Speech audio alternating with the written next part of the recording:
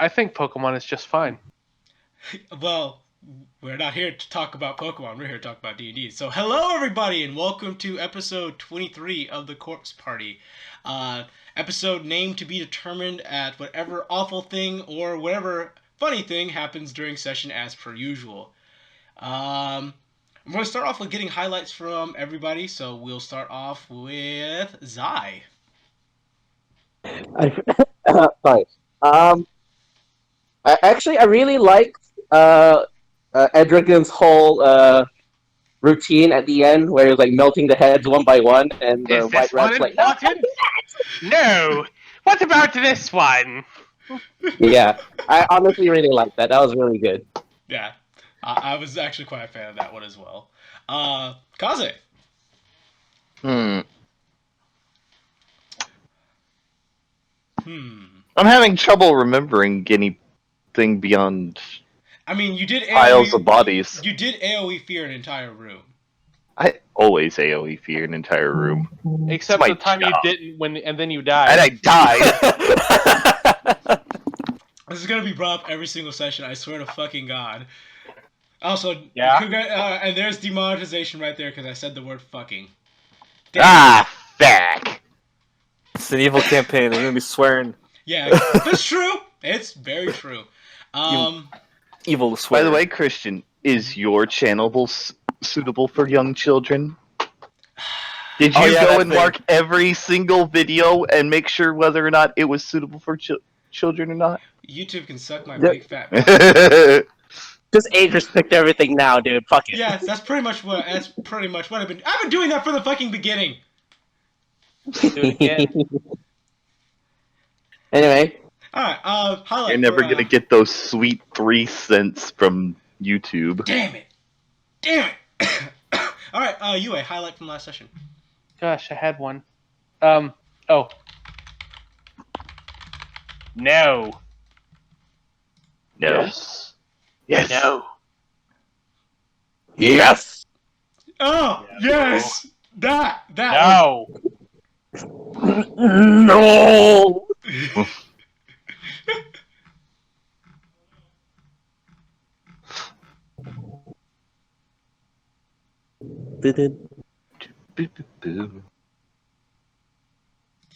Alright, well, if that's it, then we go to Robot. What is your highlight from last session?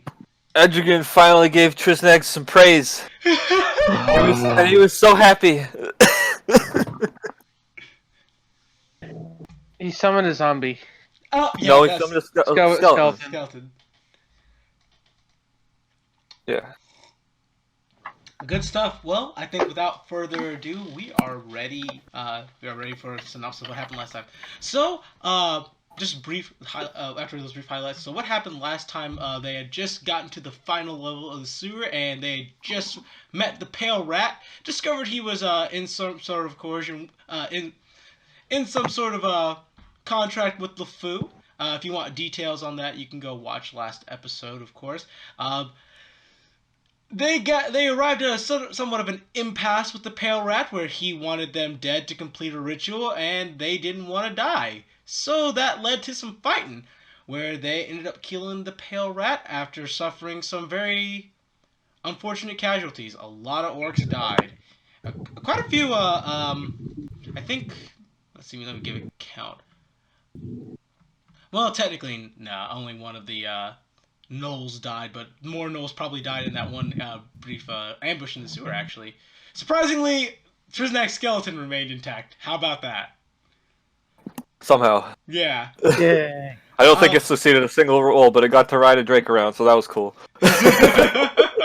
Yeah. Also, you managed to turn one were rat back into a human. Yeah. And he's terrified. Saved. He's saved. He's got a skeleton covering his mouth, and he's saved. It's to stop him from screaming. But yeah, we left off after you guys had just pretty much killed the Pale Rat after he kept on transforming and coming back. And Dregg had just pulled a gigantic treasure chest full of treasure from underneath the pentagram / or summoning circle, whichever one you prefer to call it. I think I've already got 2 zombies assigned to carry it. You sure do. And Cheddar had also just arrived on scene as well, saying that he had indeed found the way out. And let's go ahead and get into scene. I there's no way I'm gonna remember if there's anything else we needed to do besides leave. Because I think we already searched the room. We already.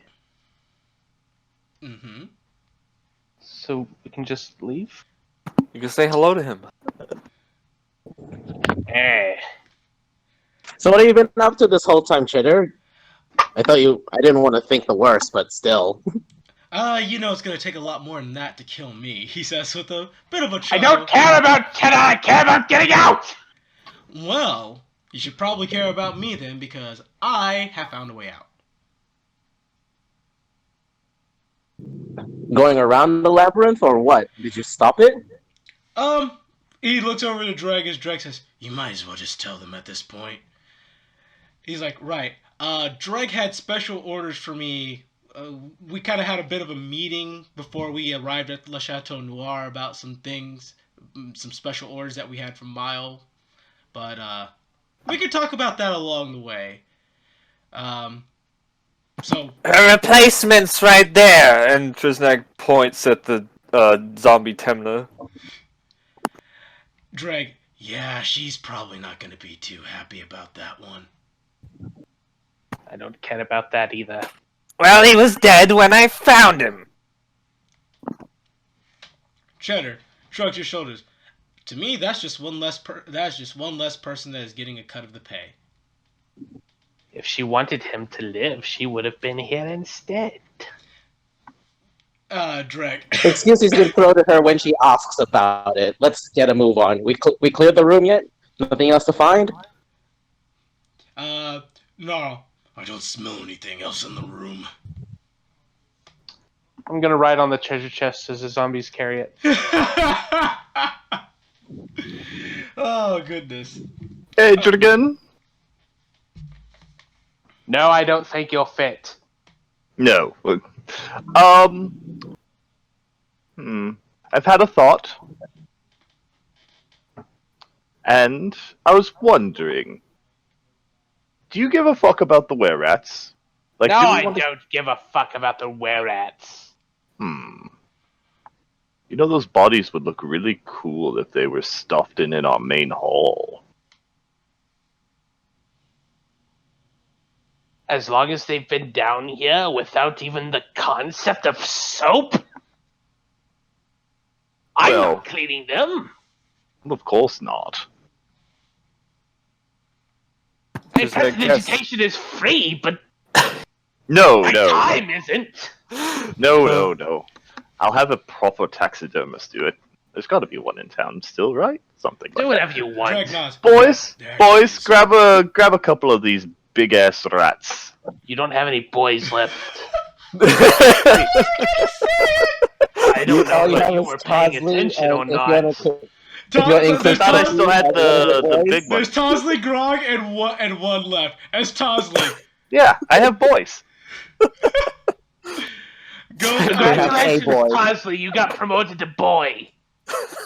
I feel like that's a demotion, to be honest, but whatever. No, you heard the boss. Yeah, that's fair. So we're grabbing one of the big ones, right? I'll grab another one. Alright, I just need a We'll strength get check. 2 of them.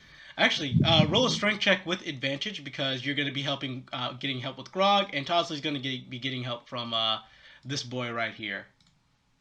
Whoop. Cool. That is a pass, and then let's see how Miss Tosley does. Please load. Because if I remember right, the white rat like disintegrated into ink. Yeah, he did. Otherwise, I'd totally put his head on the wall. Good riddance. She has advantage. And let's see how. That's a thick ass boy. A bit too. Cookie, Yes. they need some help. Yes. All right, we'll get a re-roll going there. If not, it's just gonna be dragged instead of carried. Yep. Which could damage it, but you know. Okay, that was a nat 20. So, with Cookie Soap, they get it lift up and start carrying it away with you. As you guys begin following Cheddar down, well, not down, but up the stairwell that you guys had initially gone down, and start heading the opposite direction you were. As him and Dregg begin to kind of just casually chat. You guys are welcome to listen in if you want to, or you can have your own banter if you desire. Don't mind Gnarls, listening in at the moment. okay. Gnarls, just so everyone knows what's going on with everyone else, Gnarl is currently very exhausted. He's pretty much flown into like 3 or 4 rages today. And every single time he's gone to those rages, anytime he hasn't gotten a long rest, it's pretty much been stacking. Helena's actually pretty badly beat. Did you say 5? No, 3 or 4. Oh, 3 or 4. Okay, I was gonna say 2 more. You're dead. But yeah, that's exhaustion rules are scary. Yeah, they are. But yeah, I guess Trisnag would actually go check on Helena because she got almost killed. Yes, you did. Creed, what are you doing? Since I know what Xandar and Edric are doing. I will listen in on Cheddar and Dregg then. Okay. If that's the case, we'll actually start off with Trisnag and Helena then. Alright, so Helena's kind of dragging behind everyone else with Gnarl. She's actually currently lending him a shoulder even. Though she herself is actually pretty badly injured. Let's see. Oh yeah, okay, there I do have that prepared. So he'll go up next to her.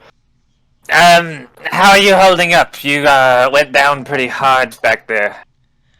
Well, thanks to you, I'm not dead. At least I assume that was you. Seeing as Yeah, that was me. I've never done it from that far away before, but I think that worked out pretty well. I'm not dead, so I'd say that worked out pretty damn well.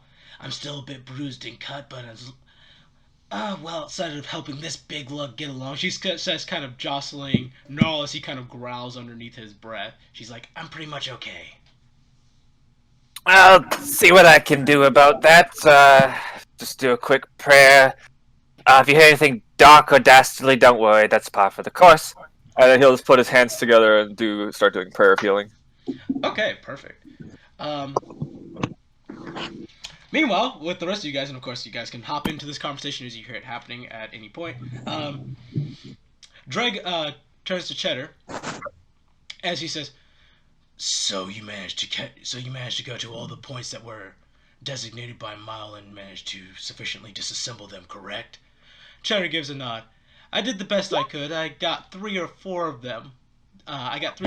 Taken down. There was one other one that I was worried about, but you guys seem to have stumbled upon it and taken care of it pretty well yourselves. I see. I'm not much on the idea of understanding the magical nature of things, but if this helps her get whatever she was trying to get accomplished on, then I'm fine with that. Dregg at this point kind of turns to the rest of you guys. He's like, by the way, I'm sorry I didn't let you privy in on too much information. Yep. We were sure that the sewers were bugged, and we were pretty much absolutely right on that. And we didn't want to divulge the plans and ruin our element of surprise on LeFou.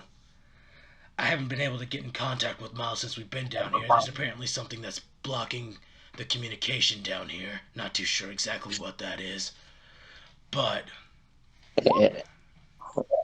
holy crap. Shamash is happy. Well, 17 HP to that's Helena at full health. And then plus 17 to Gnarl.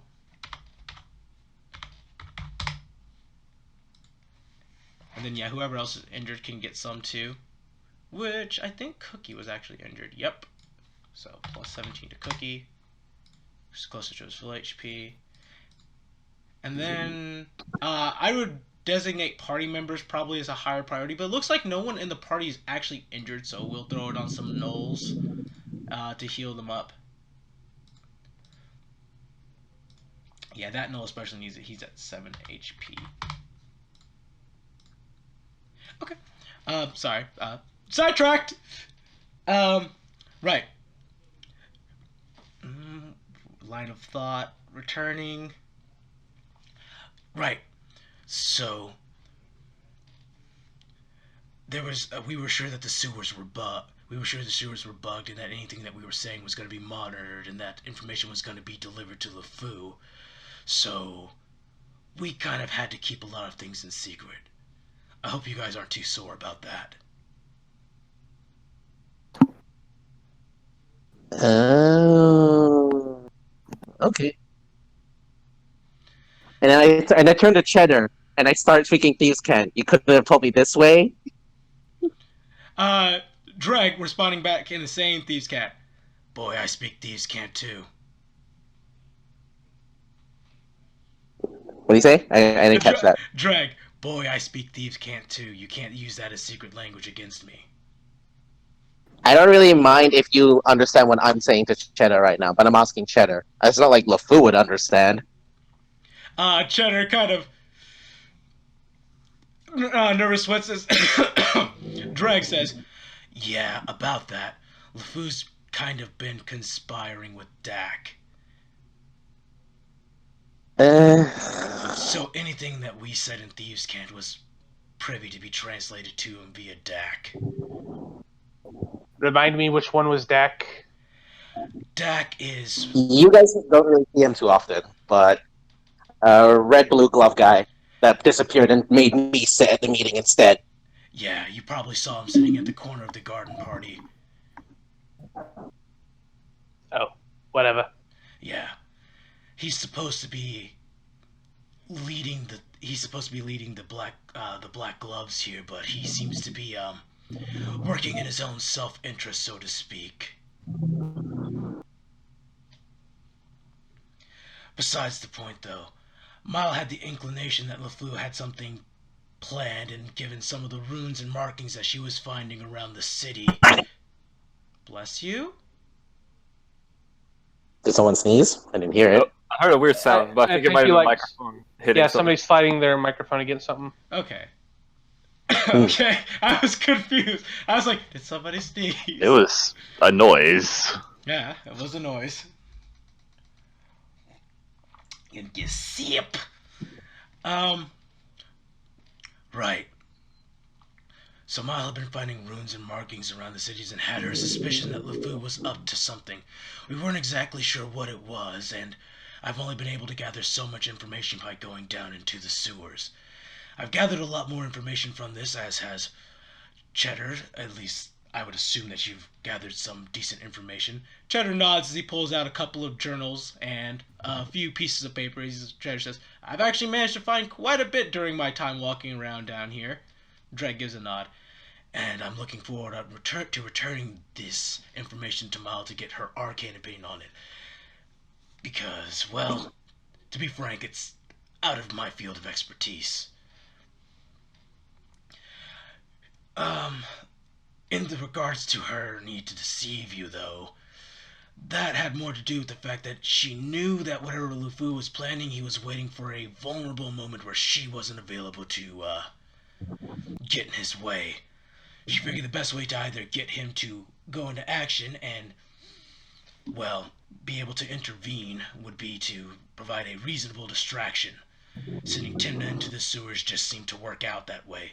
Though, unfortunately, with Timna's passing, we won't get a second shot at making an opportunity to pull the wool over his eyes like that again. Tim the zombie waves. To be fair, I wasn't really close friends with Timna. He was more of an acquaintance, so I'm pretty much fine with what you've done here. Honestly, he'll probably be more used to me in this way than he ever was in life. Yeah, I landed near him, but his corpse was in pretty bad shape. There was nothing I could really do. I'm pretty sure that one of the clerics from Kerr could have revived him, but I'm also very certain that... Well, Mile might have wanted to pay for it, but certainly not. I mean, we can kill the zombie, and maybe the revival could happen after that. As far as I know, the limits of reviving tend to go immediate death, a couple days, and so on. Right. So it's only been about a day or less. So quick stab here, quick stab there, and he's pretty much as dead as he was before. I have to see what Miles' professional assessment of the situation is. Honestly, I believe Dregg is probably more qualified in this situation, but Actually, I don't have any practical experience with it. if It would that's the be case, it would be a fun experiment. I am actually somewhat interested in the details of that, but only minorly so. Um, more details on what Mile had planned. You might have noticed that she'd been busy for the past couple of days, saying that she was running errands. What she's actually been doing is creating a giant magic circle around the city to dimensionally lock it, so that LeFou can't flee in case of, well, I already figured that you guys know he can't trust him and would run at the first given opportunity once he knows he's fucked up. I have a very stupid question. I have a hopefully smarter answer. Why not just send a dragon in to kill him again? To kill him. Dregg seems to be wincing in pain. Hold on a second while I just take a sip. Edrigan, if I told you to go kill a mouse in our chateau, what would you do? I would make you Send do it. me to do it, probably. Yep. And keep in mind, I don't think your question was all that stupid, but Trisnak pretty much has the gist of it. We can make suggestions to our master, but unless he wants to do it, and unless he finds it amusing or beneficial to him, and I do mean incredibly beneficial to him, he makes us do the work. I was under the impression he was still in the area. He is. Then why else would he be here than not watching LeFou? Finding out when to strike. Don't tell Mile what I'm about to tell you. Listens intently. He's testing her. He's not sure how Why her? because she's one of the most powerful mages he has under his employ. He's been letting her do as she pleases for quite some time now, and he's trying to gauge how much he can trust her and reliably leave her in charge of something without him constantly giving her guidance on it. The city is her test, so to speak. More so than a school in Dinklesburg? Well, yeah, he gets to directly oversee that school.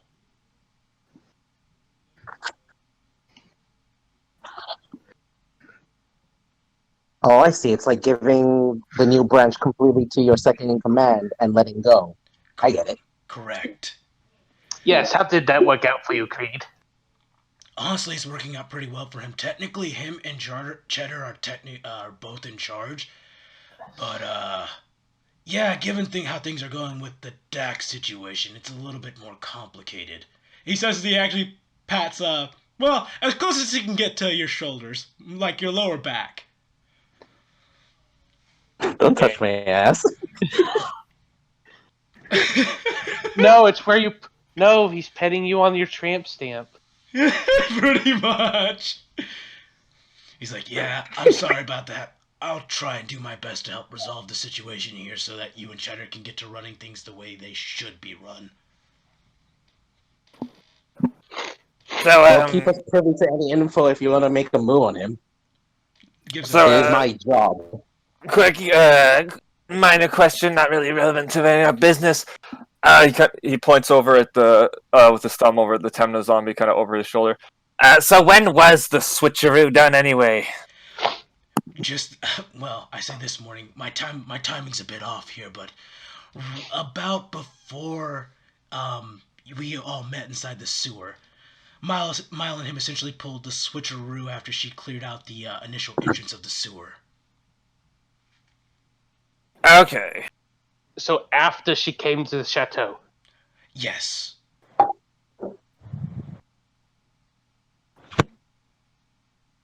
Okay. I'm just trying to have a big brain moment here. And failing. Yep. Of course, at this point, given your involvement in this situation, I feel obliged to give you any details or answer any other questions that you have pending, and that extends not just to you, he says, turning to Cheddar as well, but you as well, since I've kept you in the dark about a few things. Cheddar gives Where's it the a rest soul?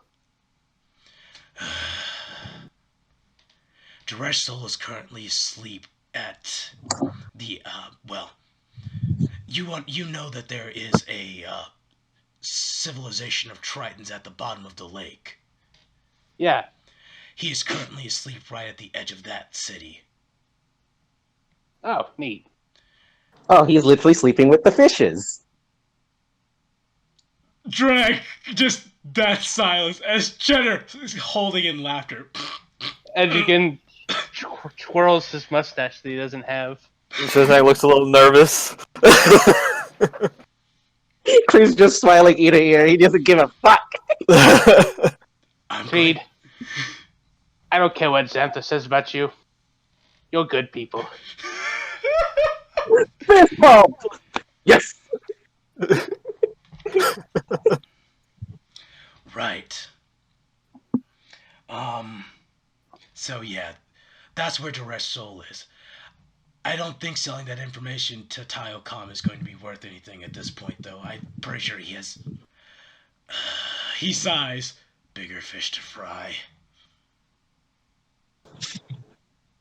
You're doing this on purpose, aren't you? No, I'm not. Roll I take insight. full responsibility for these turn of turns. Well, it certainly lightens the mood on the way out of these death-filled sewers. I demand every member of your assassin's cult be this competent at wordplay. Well, good news. Most of us actually are. Helena, What? give me a pun. Fuck you. That one sucked. Elena, work on your wordplay when we get home. Fuck off. You're improving. We'll help you. Cheddar, she's having a rough day. It's that time of the month. Oh, that's just too far, Cheddar. Come on. I've never seen so many people picking on someone who looks like a dragon. This is weird. That's what I was fixing. Is it dragon menstrual cycle, or is it the time of the month where the rail rats come out and try and perform rituals? Which time of the month are you referring to? Yeah, I think it's about that time in the lunar cycle. I think that one's more what's got me in a bad mood. Oh, gross. Dragonborns have menstrual cycles. No, god damn it, no!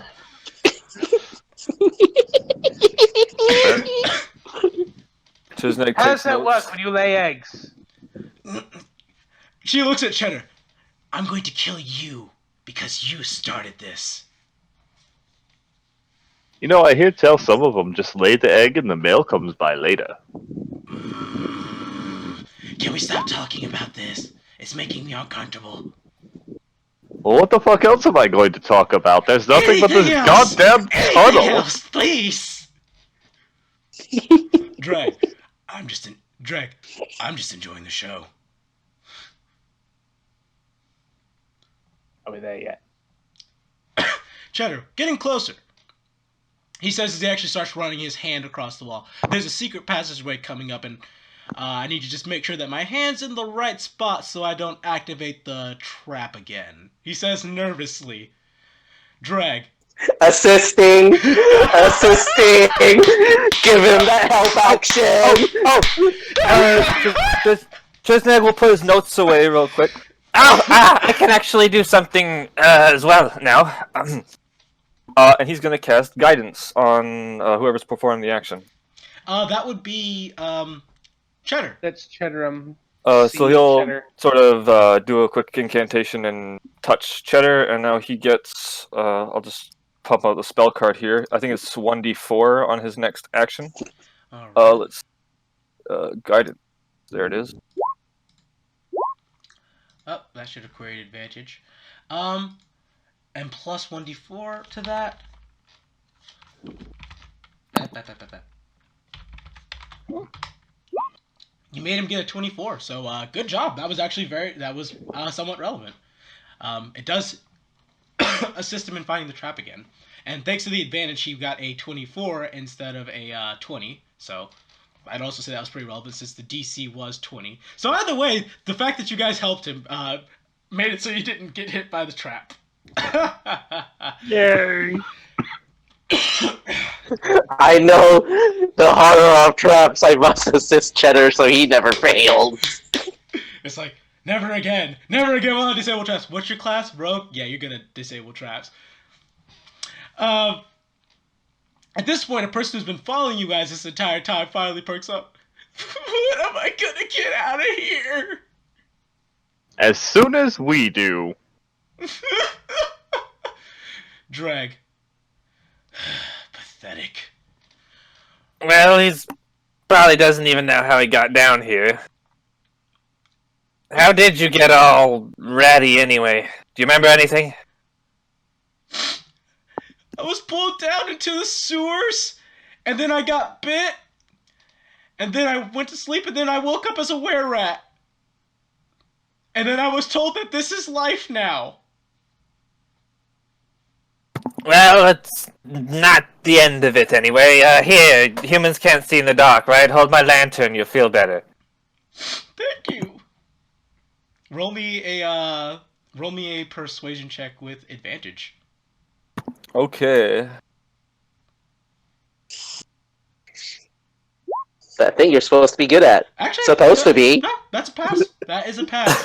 He seems to brighten up a bit. He holds the lantern a little close, probably close enough there he might accidentally light himself on fire if he trips. But you know, that's his problem.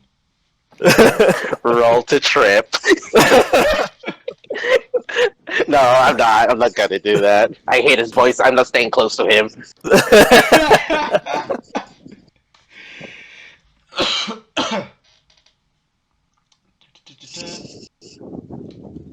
Okay.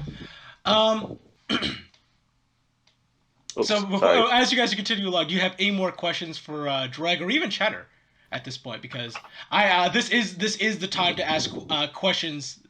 This is the time to ask questions that aren't related to magic to Dregg or Cheddar. I can always ask them later. To be fair, You can. but I don't have anything.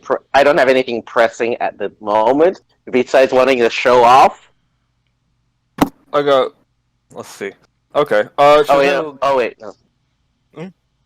No. Go on. Do you think? Yeah, Tristangle sort of shimmy over to Dregg while they're walking.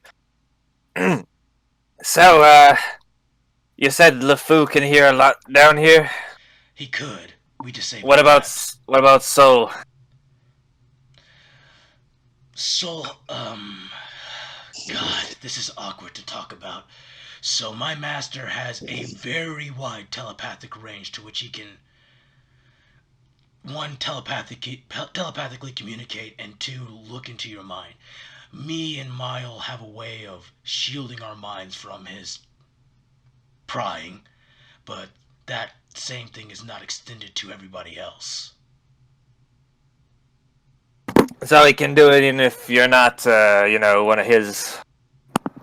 Correct. Is what you're saying? Ah, You would know, though. It's like having a alien presence creeping slowly into your mind. It's like your mind almost starts to heat up and go on fire. He actually shivers. It's only ever happened to me once, but it was the most uncomfortable experience I've ever had in my life. And I've had some very uncomfortable experiences. well, I'll try not to think any bad thoughts. To be fair, I don't think Soul dislikes you. Don't think about Mile. Don't think about Mile. Don't think about Mile.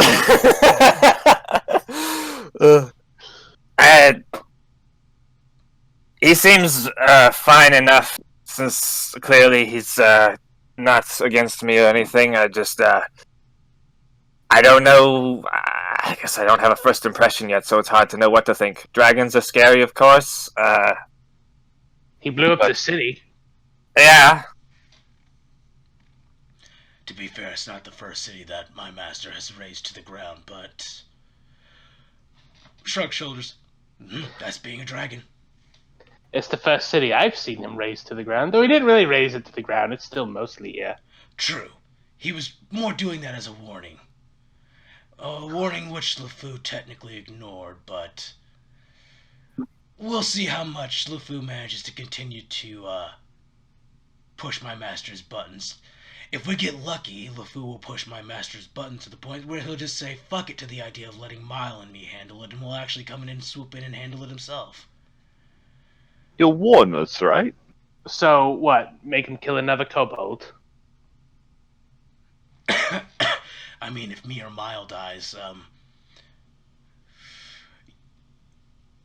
good luck to this entire area. Don't give me any ideas, Dregg. He actually, that- actually smiles at that.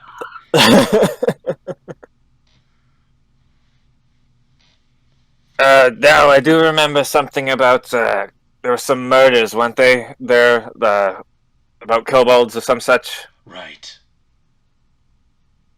What was all that about? No, that was the were-rats pulling kobolds into the sewers to kill them because they were getting too close to investigating. Like I said, I spent quite a bit of time investigating these sewers, and it was hard for me to pass by my, to pass into the third level. We suffered a lot of casualties to those damn were-rats. So they keep them down here then. What are all the burial rites and such your tribe practice? I mean, if any, I mean, I have to ask. I don't want to. We're both kobolds, but our tribes are very different. In Kerr, when we die, we just bury them in the ground. Outside of Kerr, though, where they fall, that's where they stay. Okay, good to know. I've been trying to get a feel for... I mean, I'll be honest, my tribe's from a cave system in the mountain. We're not exactly the whole civilized, country-owning kind of thing like your Dragon Master has going here. So I've been a little bit fish out of water and whatnot. Curious, do you guys actually bury your dead, or do you, like, freeze them in ice or something? Actually, the opposite is cremation, more or less. Oh, that's actually kind of neat. I respect it. My geography sucks. I always assumed Kerr was a cave. It is a system of caves and cliffs and mountains. Very nice. See, there's the plural. You got mountains. Yes. That's more. Yeah, it's more than one mountain. It's a series of mountain ranges. There is one incredibly tall peak, which is called Kerr Peak, which is what the entire mountain range system is named after. But we don't go there too often, since that's kind of Deresh Soul's home. Oh, for the record, although I said my tribe practices cremation if I go down, don't do that to me. It's a lot harder to revive someone when they're in ashes. Noted, we'll preserve the body. I'm pretty sure Mile would flip her shit if you died at this point. I was going to turn it into a zombie. Frankly, a zombie walking around is technically easier to preserve than being carried. A zombie can at least walk, and as long as the zombie still has its boots on, it's not going to really get damaged. Dregg, I'm learning more and more about necromancy every single day.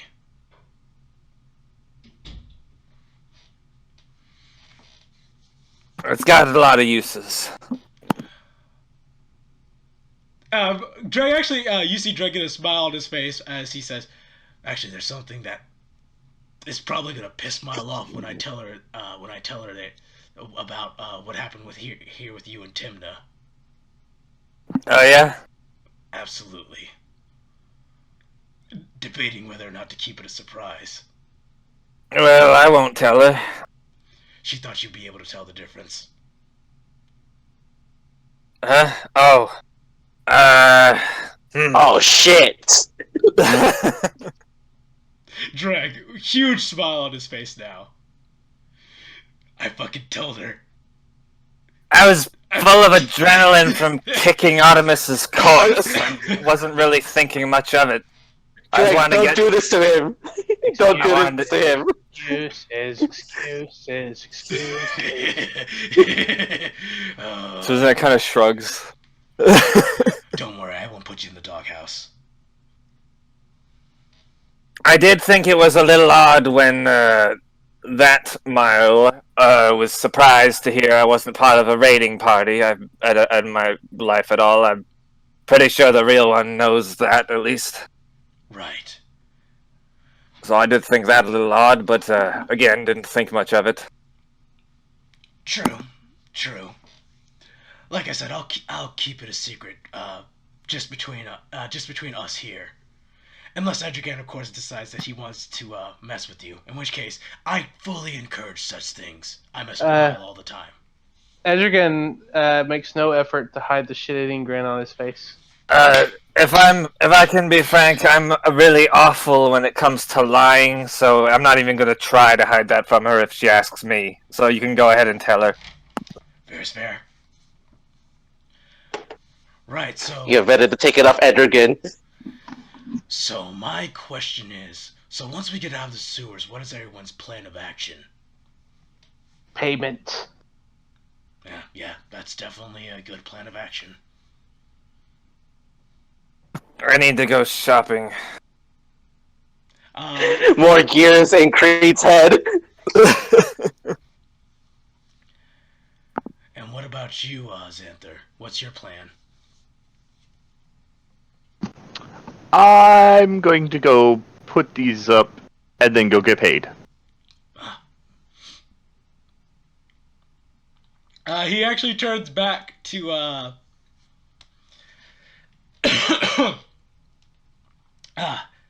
Gnarl, and he's like, and I'm sure your plan was to return back home, but, city's kind of dimensionally locked, so you're probably gonna have to travel outside the city to go back home. Gnarl. Oh, didn't you get paid for multiple days? It hasn't been that long yet. Gnarl, I still have 1 day left that I can be here, and I intend to use it to party. Ooh, a party. Now that's more like it. I remember you were interested in going to the tavern or whatever, weren't you? Yes, very much so. I don't get too many days off. Speaking of which, I just realized, hey Gnarl, I need to... Here, when you go to the bar, or the tavern, I hand him an extra, like, 5 gold. That's your tab. Pay for everything. I will cover it. You deserve the raise, in my opinion, for what you've done down here for us. No, single tear falling from his eye. I got a raise. And 5 gold deducted from Creed. Which reminds me, Cookie, do you want to go back to the tavern or do you want to stay with us? Yes! Tavern. Give him one option, and then ask for the other. I'm Go not ahead. keeping Cookie. He's staying at the tavern. Yes! Oh, we don't get to have our own cook. Okay. Hello? Cookie pats Trisnek. Yes! As Cookie points at himself and then you, and then gives a thumbs up. I mean, I like Cookie's cooking better, but, you know, Tristan is good too. Wait, Cookie, make sure you cook the best stuff you got for Gnarl when he comes over later. Yes! Dregg. No veggies, just meat. Gnarl. You know me so well. Thumbs up. I mean, you're a no. I mean, looking at you, it gets a pretty good idea. I mean, if he leaves the bone in, that would be even better, but, you know, not everyone likes to leave the bone in because some people are discomforted by the sound of crunching bones. Actually, we've I think it changes the way you cook it if you leave the bone in. we've seen a Yes. we've seen at least one thing on our travels at this point that had bones when it wasn't supposed to. I probably could think up a boned vegetable or something. Maybe then you like it. No, actually shivers. Creed shivers at the memory of the fucking bone octopus. It's both you shiver. No, that sounds like nightmare material. A vegetable I'll with keep- bones. I'll keep that in mind for, not for you, but in case I ever need that. Now I know what kind of person doesn't like it. Suddenly you hear a click as Terry says, "Ah, found it." Can we leave now? A door slides open, leading to a fairly as lavish as you can be in a sewer. It smells pretty dank in this room. There is a bed where the sheets are very clearly stained with grime and muck and rat hair. There is a chest in the corner, a wardrobe, a dresser set up with a broken mirror, and what you notice is a small cellar door. A small cellar doorway. And I say cellar doorway, but it's actually a doorway that will lead upwards. But, words are hard. Just takes one look at the broken mirror. Well, did we just find the pale rat's bedroom or something? Cheddar, actually, yes! Huh, maybe I should have done the... Well, obviously I wasn't too happy how he looked. Oh, I was going to suggest it was Cheddar's. I will take no offense to that. I appreciate your comment on my wonderful looks, Edrigan. Wait, did you just burn cheddar? Fuck you, Edrigan. Hey, Edrigan shrugs. hey, they say melted cheese tastes the best. Search the room. Yes, it does. Investigation check. Investigation. Give yourself advantage to that. Advantage on the investigation. Public roll. Advantage. Badoop. Wow. Nope, that's actually a pass. Because the room itself was hidden, nothing was really hidden inside the room. The first drawer that you look in, you find some accoutrements, a couple of vials filled with various different kinds of liquid. They're corked off with old corks, and the fluids inside seem to vary somewhere between brown, yellow, green, bright blue, and gray. Also, one's like These a cloudy. poisons or potions? Also, one's a cloudy, milky white. And I'm gonna go ahead and put that in the. I'm gonna go ahead and put that in chat. One cloudy white potion. Yes to both until we find out otherwise. And he just starts stuffing them all into his bag. 2 brown potions. 1 yellow potion. I'm saying potion, but I'm gonna be 100% honest. Liquid in a vial. Yes. Tincture. Yes. 2 brown potions, 3 green potions. Do they smell minty? I'm not going to open them to find out, so shut your dead mouth. Why would it smell minty? It's a classic for healing potions to be minty and green. Yeah, it's either that or they're red and sweetly smelling. It's normally one or the other. Right, so that is what you guys found. 1 cloudy white potion, 2 brown potions, 1 yellow potion, 3 green potions, and 1 blue potion.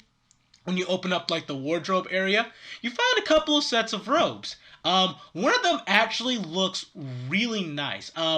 You even see that there is a stunning, magnificent looking cloak that really no rat has no business possessing here. It is a beautiful looking cloak. Holy shit, this is a wonderful looking cloak. Hey, Xantha, I think you could add this to your wardrobe. Yup. Magic? You do detect magic. Identify. This is a cloak of many fashions. What?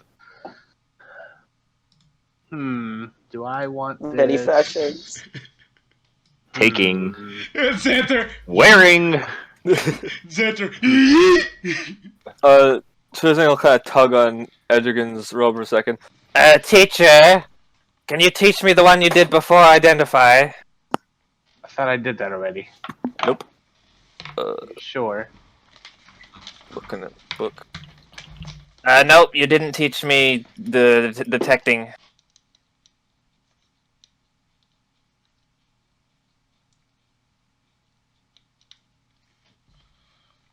Well, that's a little bit on the list of ones to learn. Continuing on.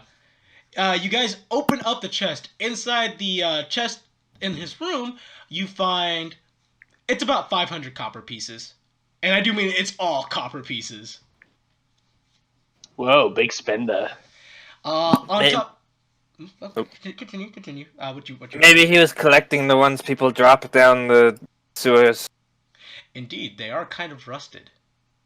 And some, Harvest all. and some are covered in crud. And underneath said copper coins, when you kind of move them to the side a bit, you see that there are a couple of papers as well as a very... It looks like a very pristine looking lock that sadly was not on the chest, but it is very pristine and clean despite being underneath all this dirty copper. Creed's intrigued. He wants to take it. Because you're still casting Detect Magic, you do detect an aura of magic from the lock as well. Identify. Alright, this is a lock of trickery. It imposes disadvantage on anybody who tries to use a dexterity check to pick the lock. What's it do? It's a tricky magic lock here. Ooh! Alrighty. Creed will keep it. It's harder to unlock, but not impossible. Ooh. Cheddar, Alright. Cheddar, now that is a useful item. I bet you can't open it right now. Edrigan locks it before he hands it to Creed. You bastard! I love you guys so much.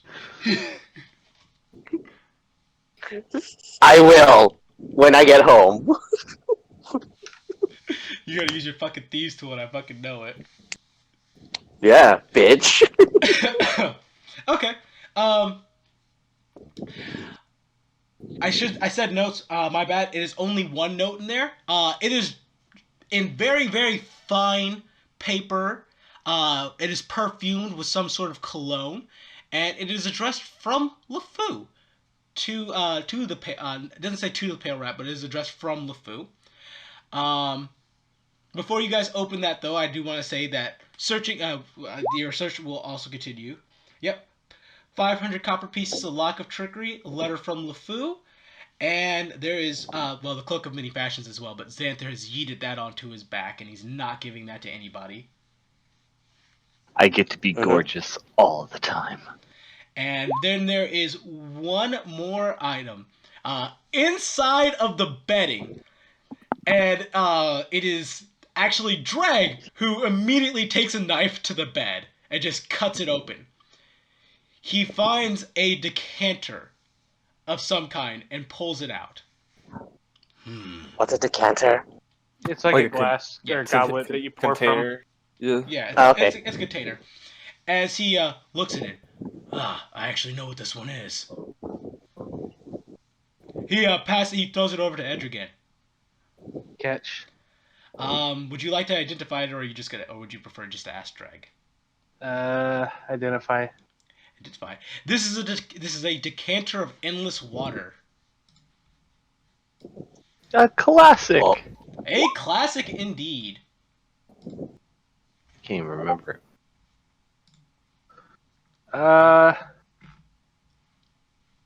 Edrigan just starts pouring from it.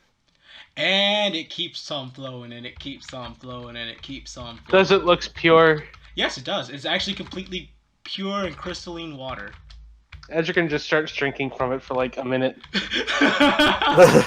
Just like, oh, thank God. Thank fucking God, finally. Is this like a? Is that a portable shower? Probably. If you use it as a portable shower, I will be very disappointed in you. But yes. Well, that's Noted. useful. I won't need to create water anymore. Alrighty. Dregg, glad you like that. I figured that asshole would hide something inside of his bed sheets, seeing as he was willing to hide a fucking huge ass treasure chest full of money underneath a pentagram. Wait a second. I begin to examine the torn up bed. It's incredibly filthy and stuff, but yeah, Dregg just tore open a fine silken bed. But the inside, was it watertight? No, it was not. Oh, okay, he didn't have a waterbed. A brilliant thought that I did not think of, and now I am pissed at myself for not doing that. Now Xanthan will never be inspired to create his own waterbed. You've ruined everything. He had the thought. Well, actually, did he have the thought? Button. Go back to the other page. Boop, boop. No, he did not. Nope. It's just a torn up bed. Oh well. Yep. It's a torn up stinky bed. I'm surprised it's not soaked. The decanter was pretty well closed off, so I don't think there was any chance of it actually spilling. My question is why the pale rat actually had the decanter of endless water. I mean... Well, there's probably not much clean water down here, but don't know why he'd hide it in his bed. My real question is, he seemed to have no problem with the filth. He says, pointing at the bed, where it's like, there's a brown stain, and there's one spot in the sheets where you can see the sheets were once white. Now I'm wondering that too. And I wish I wasn't. Dregg just covers it up. We'll just forget that we I saw have a this. guess, and I'm going to assume that this guess is 100% accurate, because anything else requires thought into this that I do not wish to exercise. I'm going to assume that this was from before he was a rat thing that eventually became a demon rat thing. Interesting. I like this theory, and I like that it also gives me peace of mind, so I'm going to go with that. That is my gift to you. Right, so... He points to the letter underneath all the copper pieces. Do we want to crack this bad boy open now, or do we want to wait till we get to the surface? Cracking open. Alright. You open the letter. Hold on one moment. I need to look something up. As the voice of LeFou Yep. drifts into our minds. Yeah, you do it!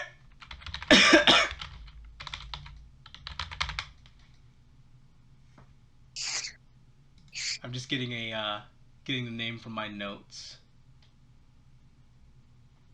His name is LeFou. The other one that we're gonna write down in our notes. We're supposed to be taking notes? Is there Well- a quiz? Robot's taking care of that, but don't worry about it. It's true. I mean, technically, I write my own notes as well, but you know, those aren't for Yes, those aren't that for is- you guys. That is what the wizard's assistant is for. Writing down the notes. I mean, who else bought a whole bunch of parchment, an ink quill, and ink pen? Or no, wait, the quill is the pen. What's the thing? The ink pot. I believe it's a well. That thing. There you go. The ink well. He has those things. So yeah, it's true. Dear Odyssey, I'm glad that you've made it safely to the city. I provided you with a hefty sum of gold and very specific instructions which I am 100% certain that you will follow. Upon completion of your task and my instructions, I shall grant you the gift of this entirety of grant you the gift of the entirety of the city. For I will have no use of it after you are done with your task.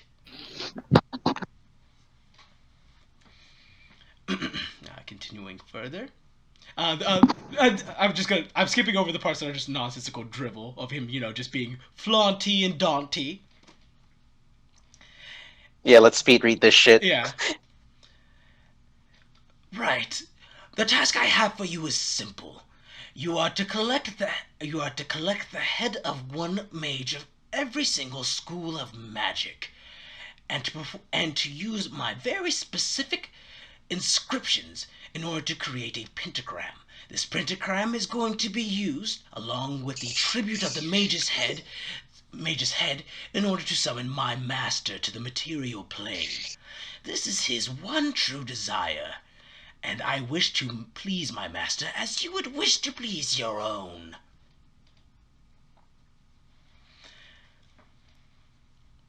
It is a very simple task that I ask of you, and you will of course be required to do several other human sacrifices along the way, but I have no doubt with your talents and with the aid I will be providing you that this should be a difficult task for you. Hopefully you should have more success than the last person I assigned to such a task. I am also aware that there are White Orchid Order members currently inside the sewers. You are to leave them alone if you are able to do so until my instructions become otherwise. They are currently aiding me in doing other tasks within the city, and I do not wish to hinder them in this and draw unwanted suspicion and attention to myself and my city. Anything that would inhibit the ritual to summon my master would very much displease me. And if I find that you do anything disobedient, you will immediately begin to cease receiving aid from me, and I will send down a group to immediately hunt you down, unless you can find some way to curry my favor again. Signed, yours truly, LeFou. I don't think he wanted us to find this. Edgerton burns the note. Dregg. That is some juicy stuff right there. Edrigan, Yes. are you the only one in this whole city who's not beholden to some kind of master? Because I'm starting to realize that. Well, me too. Yeah, Unless he's your you master now. fucking You're told me to lift up my leg, apparently. Well, you see, you're dead, and he's the necromancer who revived you, so I kind of think he's your master now. I'm still free-willed, however.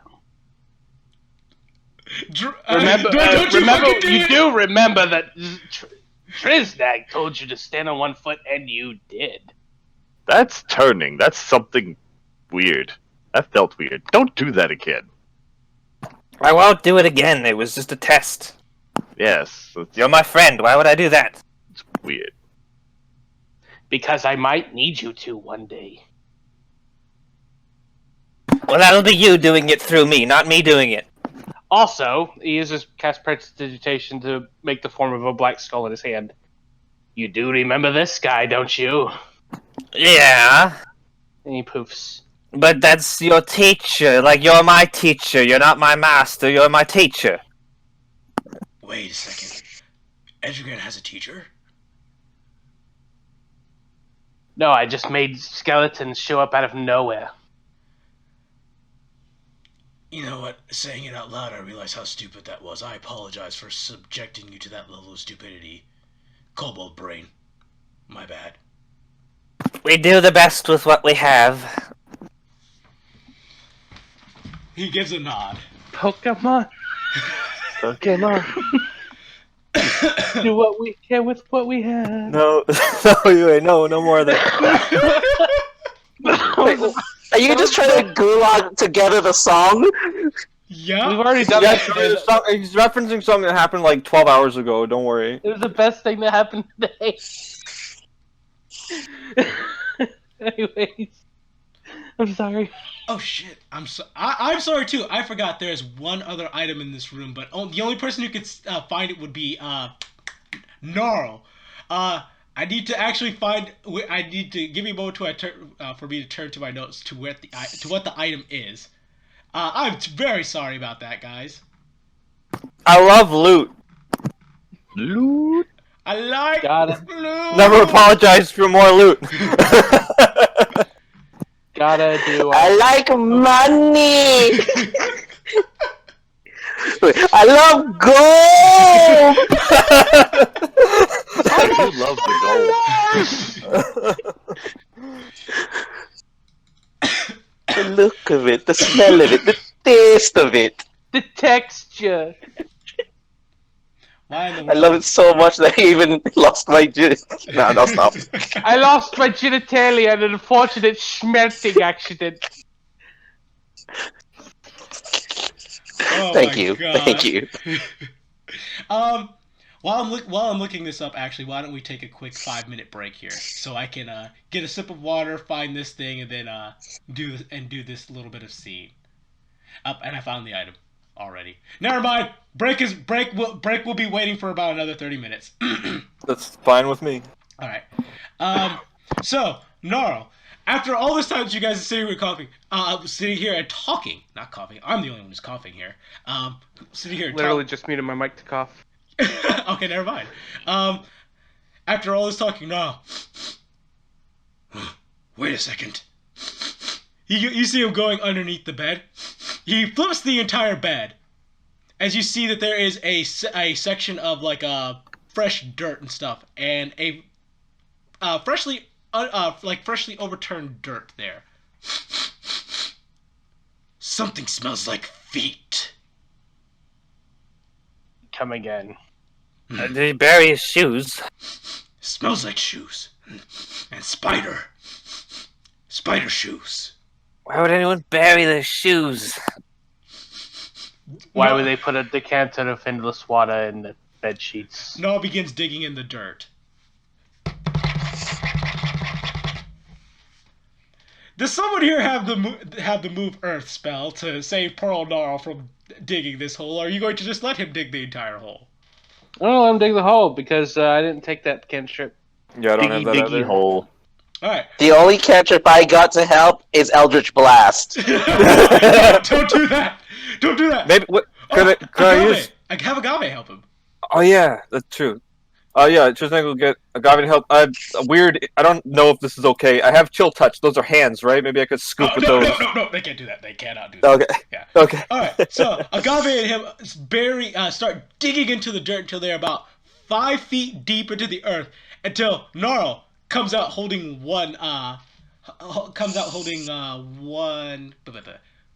slipper, and Agave comes out holding the other, and hucks it out on the floor in front of you guys, as Gnarl takes the one out of his mouth and puts it on the floor.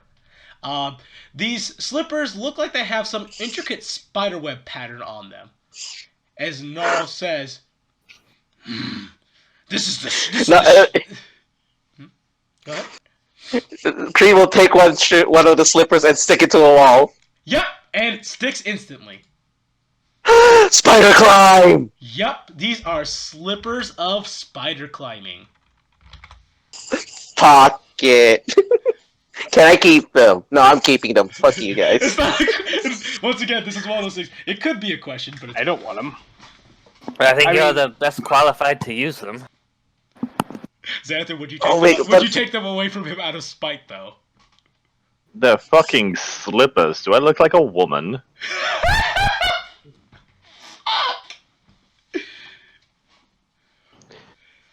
You don't want to loaf about in the most exuberant luxury. What was that? You don't want to just loaf about in the most comfortable shoes possible.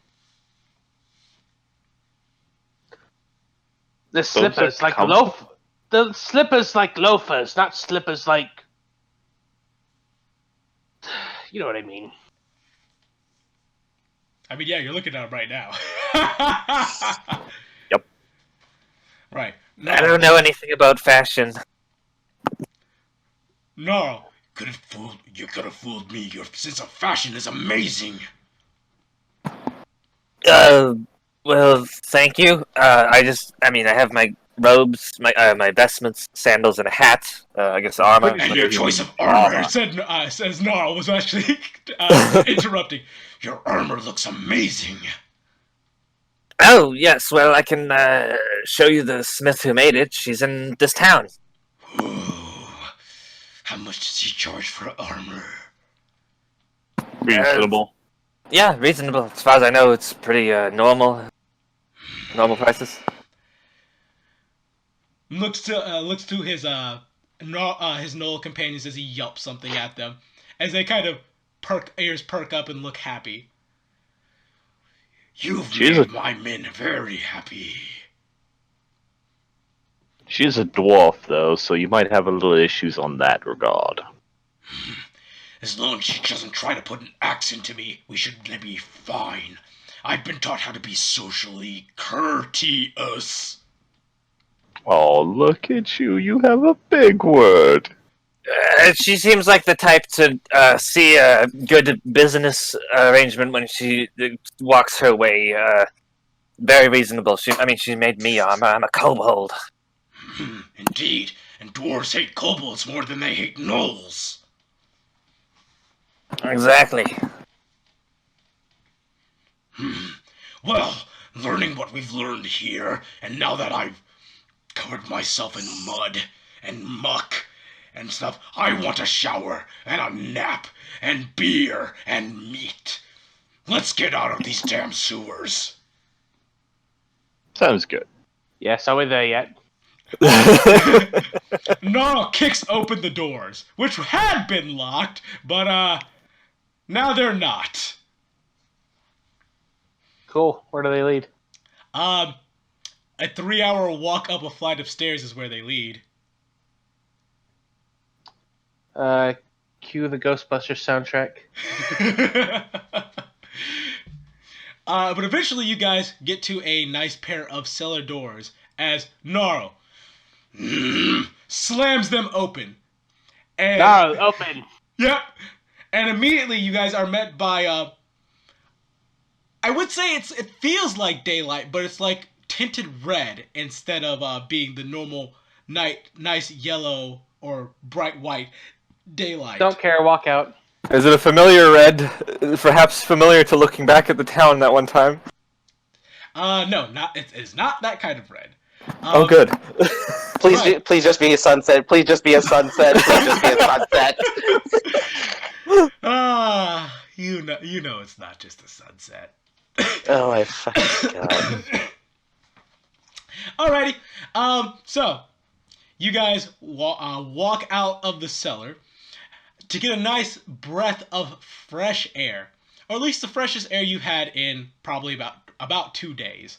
For those of you who are paying attention to the sky is tinted with a slightly glowing red tinge with a crackling barrier over it.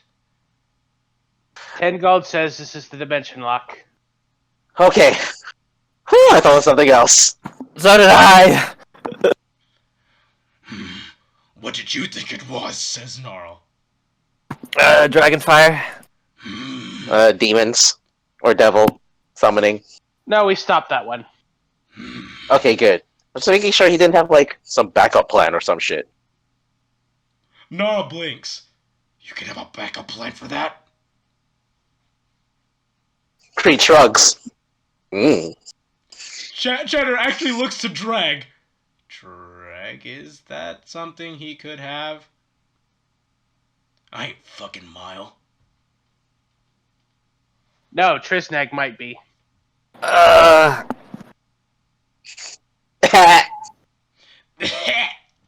Agave starts nibbling on the door. No, those aren't plates. Oh, yeah, where are we? You guys are currently right behind Percival's Tavern. Cool. I go to the High District. We're gonna hold off on that one for a bit because there's gonna be some problems with that. Delicious water. You know what? Now is the good time for that 5-minute break. So we held off on it, but yeah, now it's 5-minute break time, boys. Okay. Yeah. So how does everyone feel right now? I've got one of my items. Pretty good. Slowly but surely.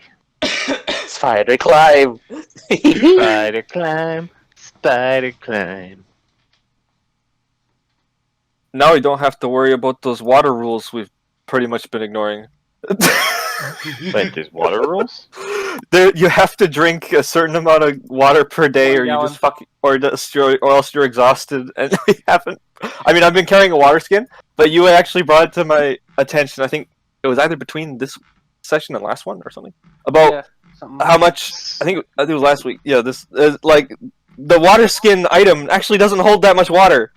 No, it's just like It's weird. It's like that's why I always buy like 2 of them because that's usually like half a gallon worth or so. Yeah. It's also kind of weird that all PCs require the same amount of water, no matter how big or small they are. I have Well. learned. I have learned today. Oh god. The hell, yeah, I still carry around 2 water skins, and I'm like, I don't even need this anymore. I mean, I bought 2 as well, but yeah.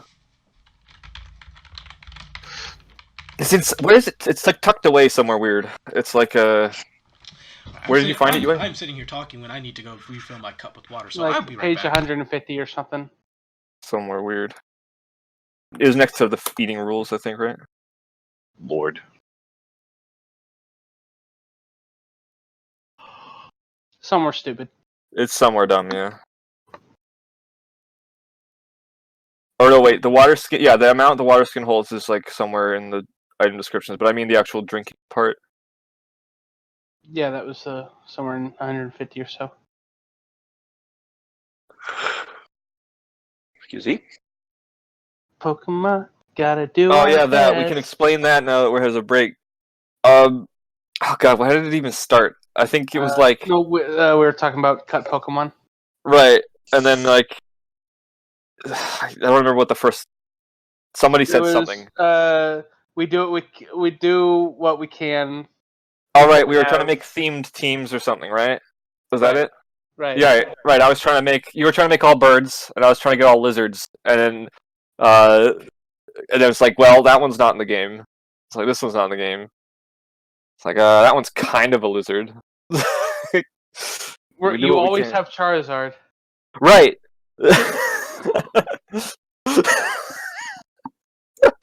Don't worry, Charizard is here to save you. Oh my gosh. And you were so happy. You're like, oh, Haluch is not cut. And you're like, oh, Halucha! That was last night, though. I know, but that was still good. Yeah. It's nice to see something. Isn't it sad when you're just happy something didn't get removed? Like that's the sad reality. I'm sad I don't have my land shark anymore. You get a land not shark now. I found a What's that? Pokemon called like Phalanx or Phalanx, and Oh, yeah. Phalanx. Yeah, That one's he cool, looks yeah. cool. Isn't he just like a centipede, like made of shields or some shit like that? He's like 10 Pokemon like marching behind each other. Eh. Yeah. Pokemon Sword and Shield spoilers, by the way. Spoiler alert: Thanos snapped his fingers, and now there's only half the Pokemon. Not even. It's less than that, dude. Yeah, I know. Would it be Junichi Masuda or Ken Sugimori that snapped his fingers? I don't think Sugimori does anything. It's definitely Right. Masuda. Masuda, right? I Yeah. blame him. I blame him 100% because he's the guy in interviews who was always like making games hard. Like, oh, we took that out because children use their phones a lot now. Don't you guys have phones? We took out. We made it so you can't turn off experience share because you can put your Pokemon in the box. To be fair, now you can put your Pokemon in the box anywhere, so he's kind of right. No, he's not.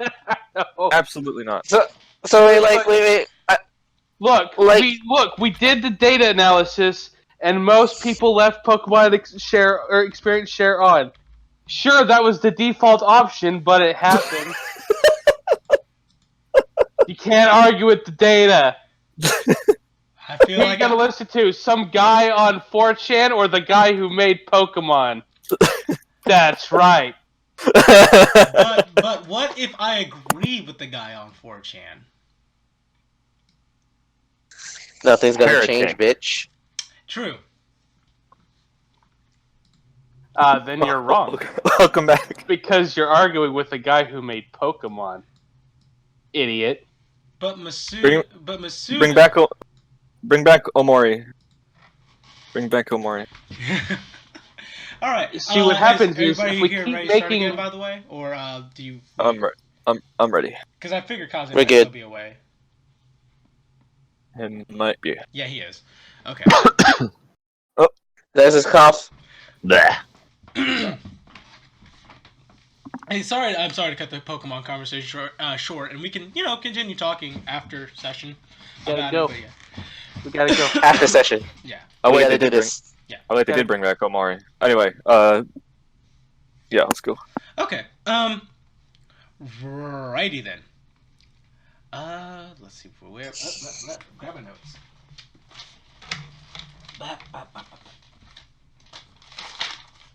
All right. So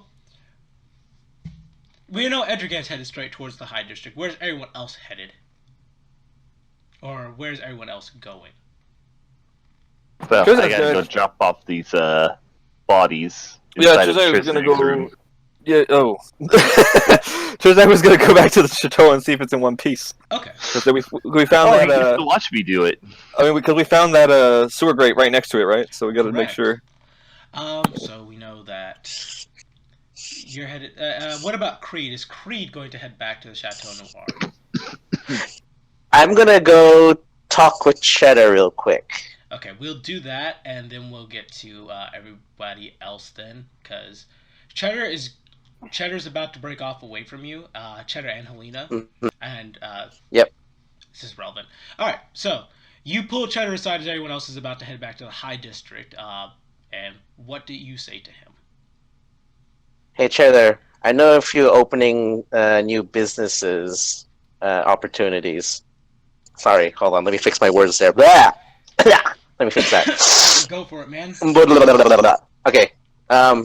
Cheddar, I just come to the realization there are probably a few new business opportunities we can look into. Cheddar nods in agreement. If you catch my drift. What with people missing?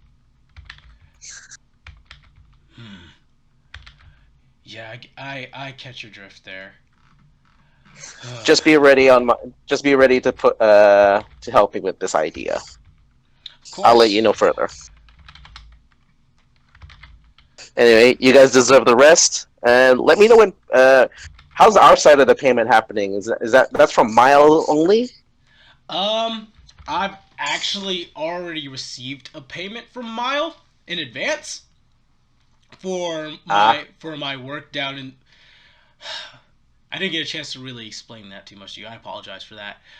So when Mile came to our guild to hire us, she paid a fairly good sum forward for us to just take the job, no questions asked, and promised a small amount of payment afterwards.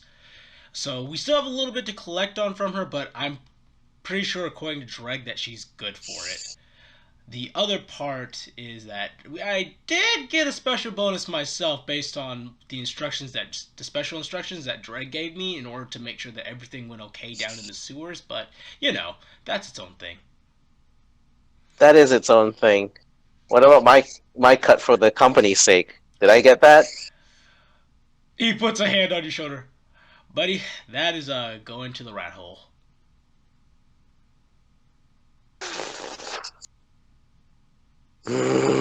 Fine.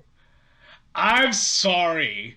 I really am, but you've seen the state of the rat hole. It's good, but it could still be better. I know, but you know how much money I've already pumped into it. At least ask me next time. Yeah, I'm sorry. That was a bit of a bit of a stinker of a move for me to pull there. You get this one, Cheddar. You get this one. You know me and my money. I know I want to help, but ask me next time. He gives a nod. Noted, and I'll probably find a way to repay you for not doing this without you, for doing this without your permission too, just to be extra sure that we stay on good terms. Fair? Fair. Shake hands. Shake hands. We'll meet up later. I gotta go handle something at the house. Of course, and I've got to go see how things are in the right way now. He says as he turns to Helena. Come on, Helena, let's go. Oh my fucking god, I just want to sleep. Good night, Helena. Good night, Creed. And then go back to the chateau. Alright. So, for the rest of you that are already ahead on track on this, as you begin heading your way from the low district to the high district, you start noticing a few little oddities here and there. Some buildings are broken, some of the pathways appear to be scorched or cracked, and in the distance you can see there is a little trail of smoke coming from LeFou's tower, as well as you have the one red barrier over the city, but you see that there is a secondary barrier over his castle. Somebody's in trouble. I try to go through barrier. It's not a barrier that stops you from getting in the high district. It would just be if you were at LeFou's castle, you would face a problem. Yes. You're at LeFou's castle? Yeah. You're gonna try to go through the barrier? I throw rocks at barrier. It is like the rock is hitting a solid wall of force.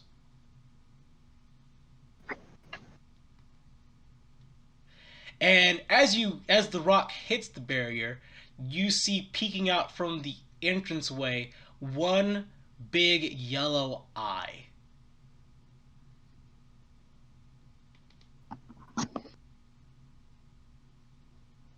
I look at the eye. And it looks at you. Mommy dearest, may I come in?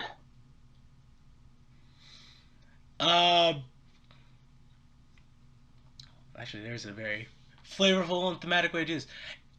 In the ground that is right in front of you, in flaming letters, do you speak Infernal? Or do you speak Abyssal? I was infernal.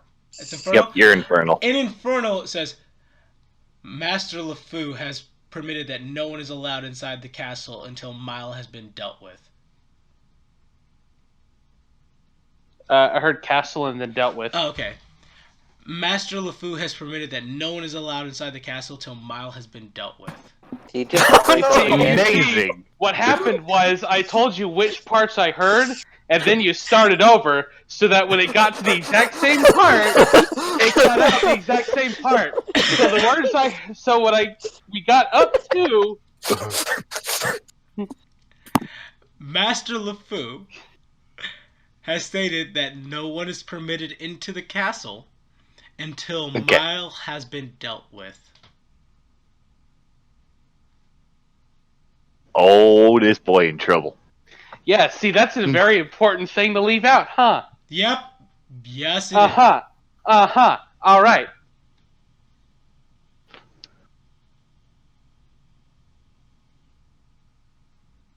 Keep in mind, you can speak Infernal back at this. Right.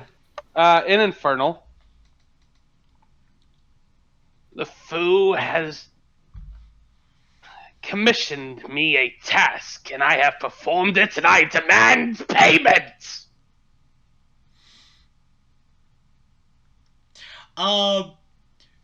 You pretty much hear a small little thud from behind you. For those who are standing behind him, you see a small little sack drop behind Edrigan. Aren't we all at the house? Except for Yeah. him. They went to the house. The So other- you went to the house. They went to the house and you went there.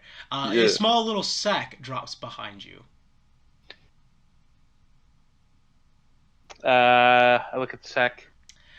Inside the sack is 1,500 gold. Woo!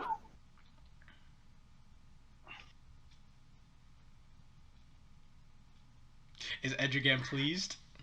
In Infernal. If I'm Edrigan. If LeFou requires further assistance, let him know I'm available. I take the sack and I leave. All right. Alrighty. For those of you who went to the Chateau Noir, the first thing you notice is that your front gate has been ripped off. Oh no, if they've done anything to the skull, I'm going to have several heads in my collection. And he runs past the gate. We're gonna call these kobold conniptions. Alrighty. Walking inside the estate, you could tell it's been almost completely ransacked. Tables are overturned. There are muddy footprints all over, and they've broken quite a few items as well. Basement. You go down into the basement. You find that not only is your skull intact there, but you find that Drip is there as well, and he has a certain person's body with him. The one I stuffed in the skull. Yup. That's good. Drip. What happened here? A bunch of people came inside. They were like, some big red guy came and ripped off the gates. He ripped off the door. He was screaming. And there was fire. And there was lots of bad things. I take it you protected my master's skull here. He nods as you see him wave his hands as an illusionary wall appears in front of him. He's good at something. Very. It's like one of the only magic spells I know. He's got minor illusion. You're good. I need to reward you in some way later. Let me know. Yes, let me know if you need anything. Period. Anything. You've protected my master, so I owe you that much at least. Can I get something to eat? I've been down here for like a day. Yes, let me see what's left of the kitchen. Going inside the kitchen, you can tell that it's been they've almost entirely torn it apart, whoever came here. They've overturned your sacks of grain and broken most of the jars, but there are some things that are still salvageable. If you can roll me a good enough survival check, I will allow you to make a meal. Alright, let's see what we can do. Hey! Trizdag, Trizdag manages to scrounge up just enough to start making a meal out of it. That's good. Alrighty. Everyone, around this point, this is when, of course, this is when Creed arrives back. How has Xanther been reacting to seeing that your place has been trashed? Well, we had to drop body and then go inside. Yeah. So yeah. The kobold ran off downstairs, so I guess I'll check the rest of the place. Okay. Going through the upstairs, you could tell beds have been overturned and broken.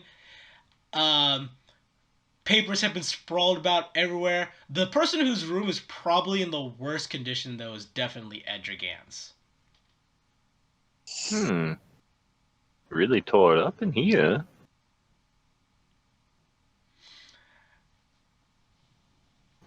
Well, I don't have any. Wait. And around this No. point, this is when Creed walks in. And then Creek walks in. Because I can't think of anything I can actually, try to investigate or anything. What the f...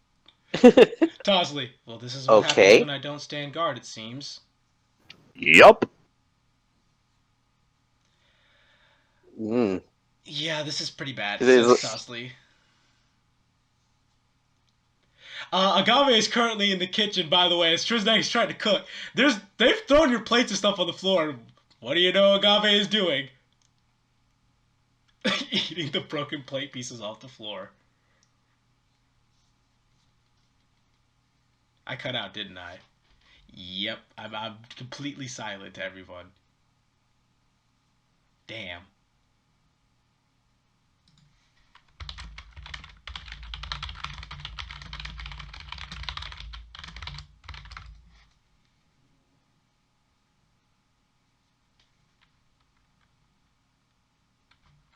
Ooh, man, that's a complete Discord crash. Okay.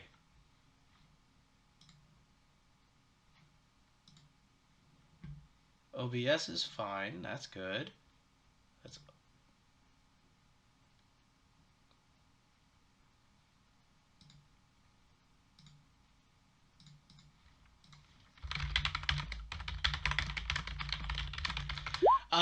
sorry, folks. Just a brief interruption here while I try and get Discord up and running again. We'll be back in a couple of minutes, hopefully. Discord's just being a butt.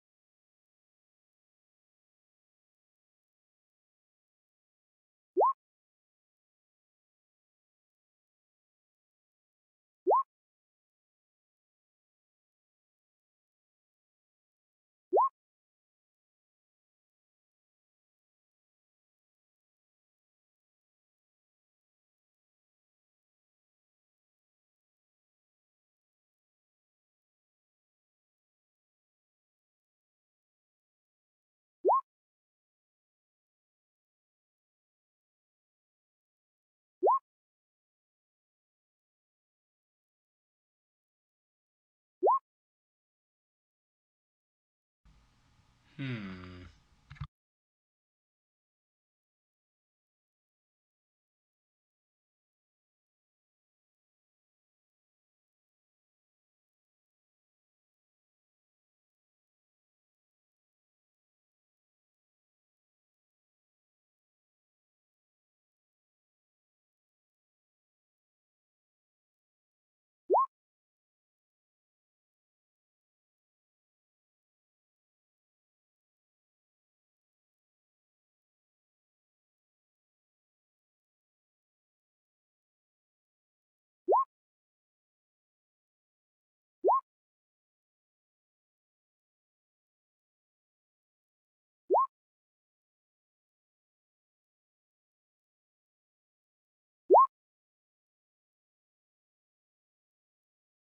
I may just have to. Oh wait, no. I think there it goes. There is Discord.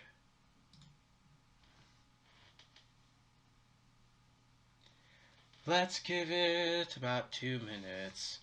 Yay! If I had known that this was gonna happen, I would have just made our break when Discord crashed instead of when I had it.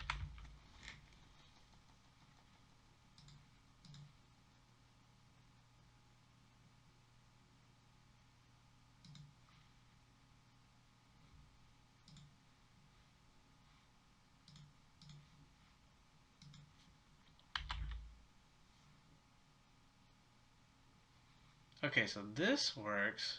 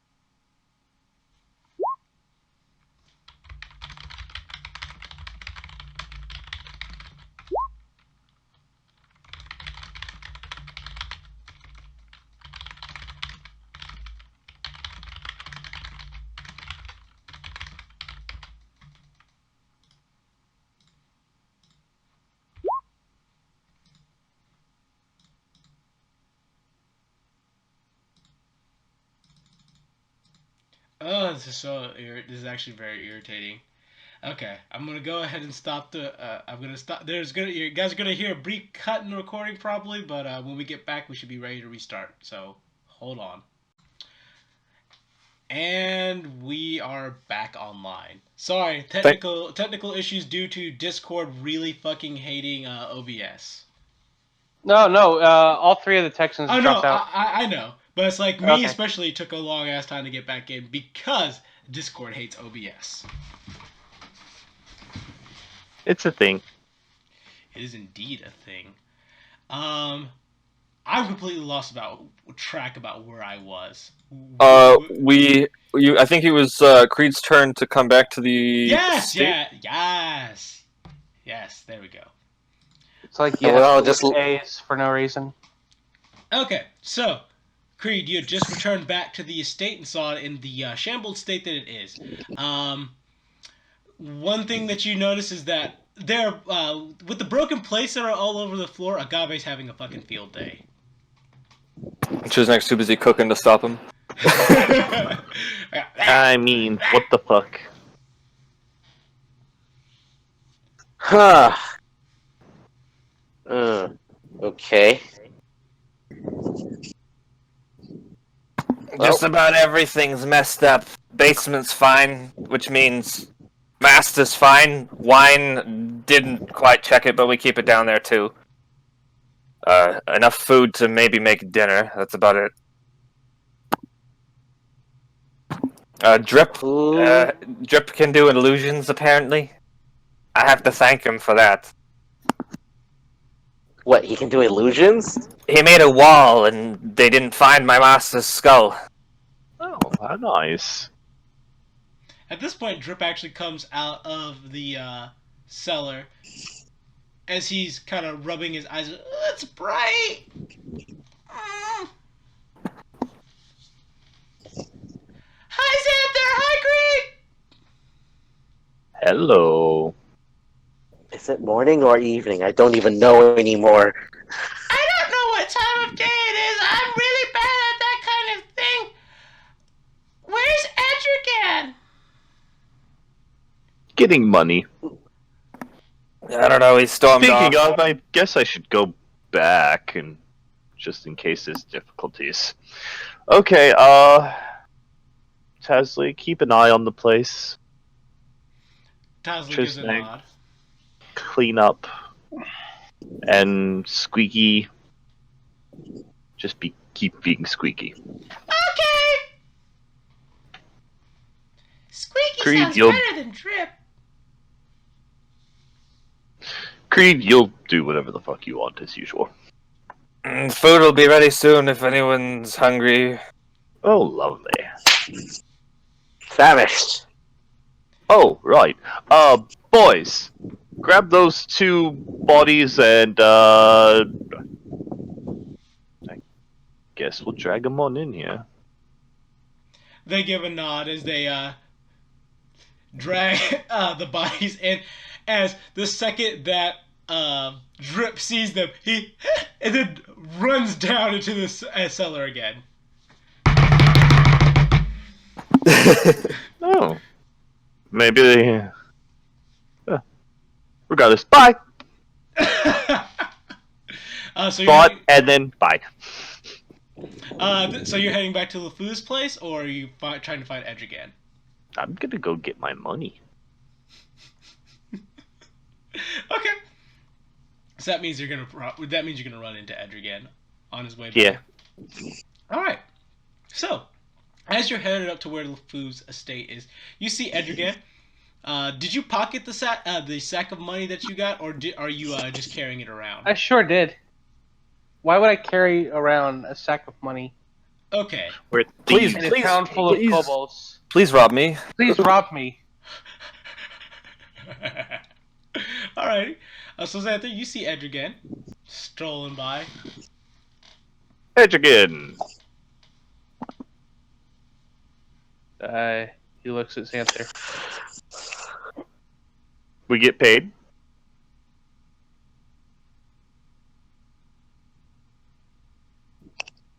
Silence. Hmm. There is a correct answer to this question. Hmm.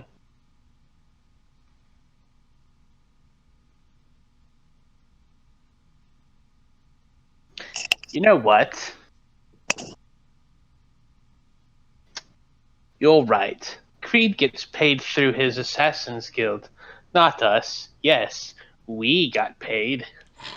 Yeah. How much is your apprentice getting this time?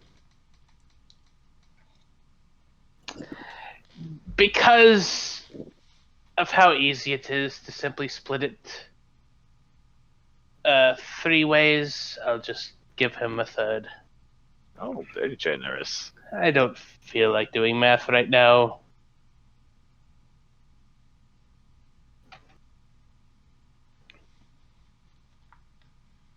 Is that it? Oh no, somebody's wrecked the house. Oh, I don't care. Looks like they wanted in your room though. Did you have anything important in there? They wanted my head, you imbecile.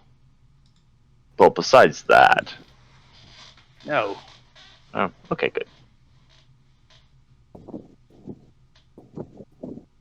We go Well, maybe. I don't know. home. Alright, then you guys go return back home. I'm not going home. Oh, where you headed to? Oh, you're not? I'm going to Miles. Ah, yes, makes sense. Wait, why are we going to Mile? I'm going to Miles. Because she also promised to pay me. She did. Oh, I've forgotten all about this. Well, let's go get your money. That's why I'm the one doing the bill collecting. Yes, sir. Alrighty, so you guys head over to Miles' estate, and you see that there is a very militarized force of kobolds standing in front of her wizard tower. I don't care. Yep. So you're just going to try to pass by the kobolds then, correct? Yeah. We're gonna see if they do anything. They sure fucking do. Spears cross in front of your path. Orders from Maya! No humans allowed right now! Especially humans named... Oh wait, what's your name?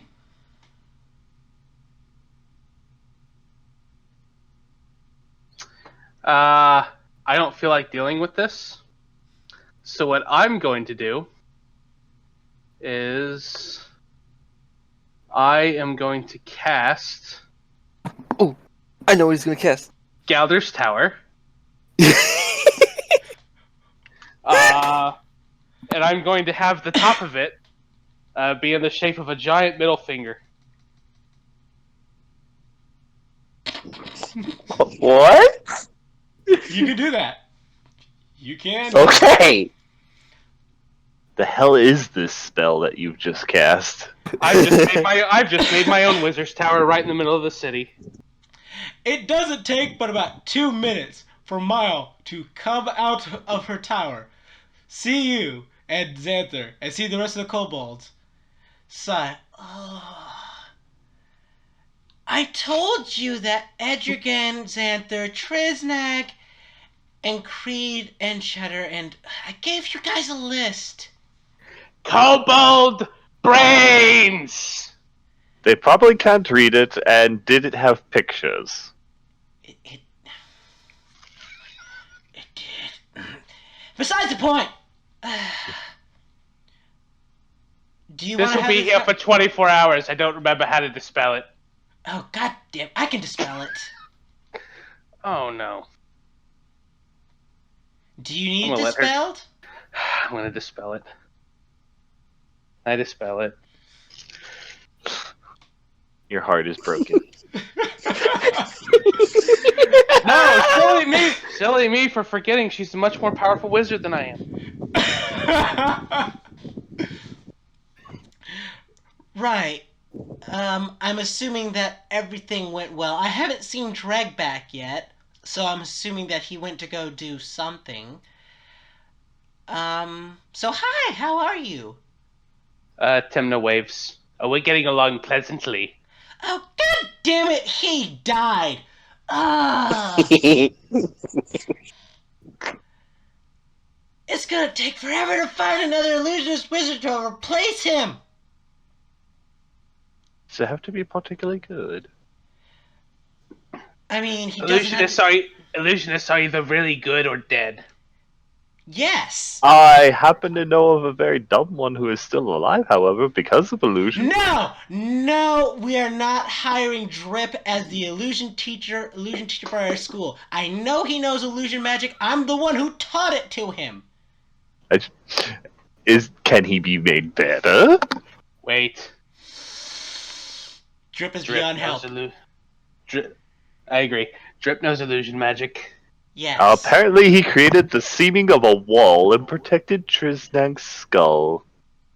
We'll get him a fucking medal, why don't you? I believe Trisnag is arranging that. Tell Trisnag he's wasting his time. I mean, really, if you just get something shiny and put it on the end of any ribbon, it's a medal worthy of Drip. You could hand Drip a dirty piece of copper and he'd be happy. Oh, we found a bunch of those. Oh, yeah. I'm assuming it's at your estate. Do we want to have this conversation at my tower, or do we want to just have it at your estate? I know that your estate got assaulted. I couldn't really do anything too much about that. We've had issues outside of things while you were down in the sewers. Yes, an explanation would be nice. Can we go inside? No, I don't want to summon the others. Let's just go to the chateau. We'll go to the chateau? Okay, well, Trisnag is cooking. Oh, goody! She turns to the kobolds and says, I know that Edrigan speaks Draconic, that she essentially barked at them, if you let anybody else inside this tower while I'm gone, I will fireball you all! Ooh, so mean. So feisty. As they all nod their head in fear. That reminds me, Trisnag didn't recognize the difference between you and Fake Mile. Haha. And he goes back and he starts walking towards the chateau. Oh, you just had to do that, didn't you? I told him I would. Oh, well, true. I'm depressed about that. Oh well. Dregg said you would be. God damn it! And fucking Dregg. All right, so Edrigan, this is your first time being back to the Chateau Noir. It is trashed completely. Stuff is broken. Carpets are shredded. You haven't seen your room yet, but that'd be beside the point. But yeah, it is not a pretty sight. And of course, the front gate was ripped off of your estate.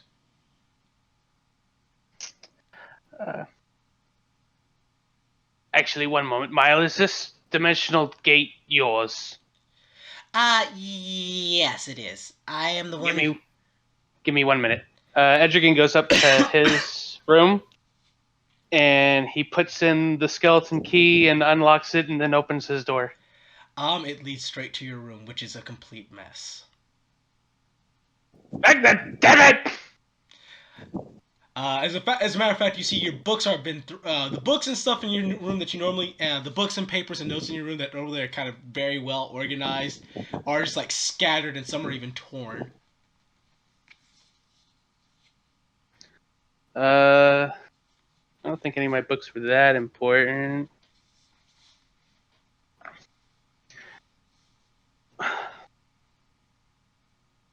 Damn it, LeFou, I had another necromancer skull I could have given you! And he just kind of goes down. Alright. I'm fine. Everything's fine. Everything is just great. Mile reaches into her bag of holding and hands you a bottle of wine. I know those words. I know them really well. You need this.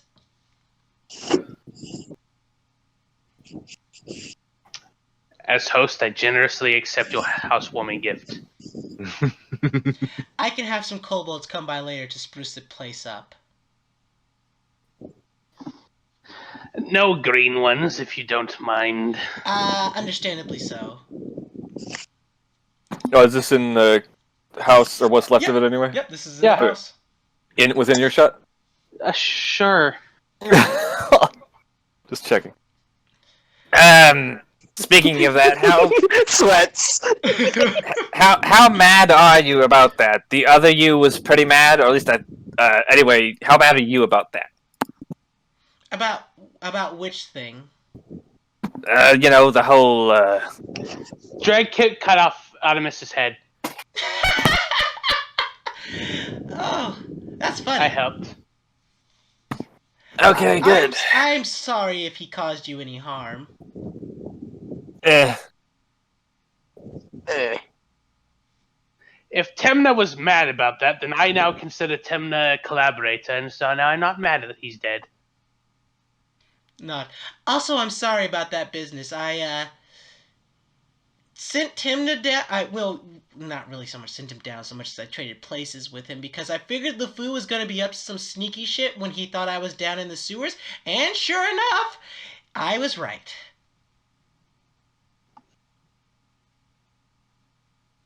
No big deal. We can stop everything. Well, I stopped a lot of things thanks to being up here instead of being down there. But that's enough. That's something that we can talk about over food. I am hungry right now. Tristak is a great cook, so let's eat.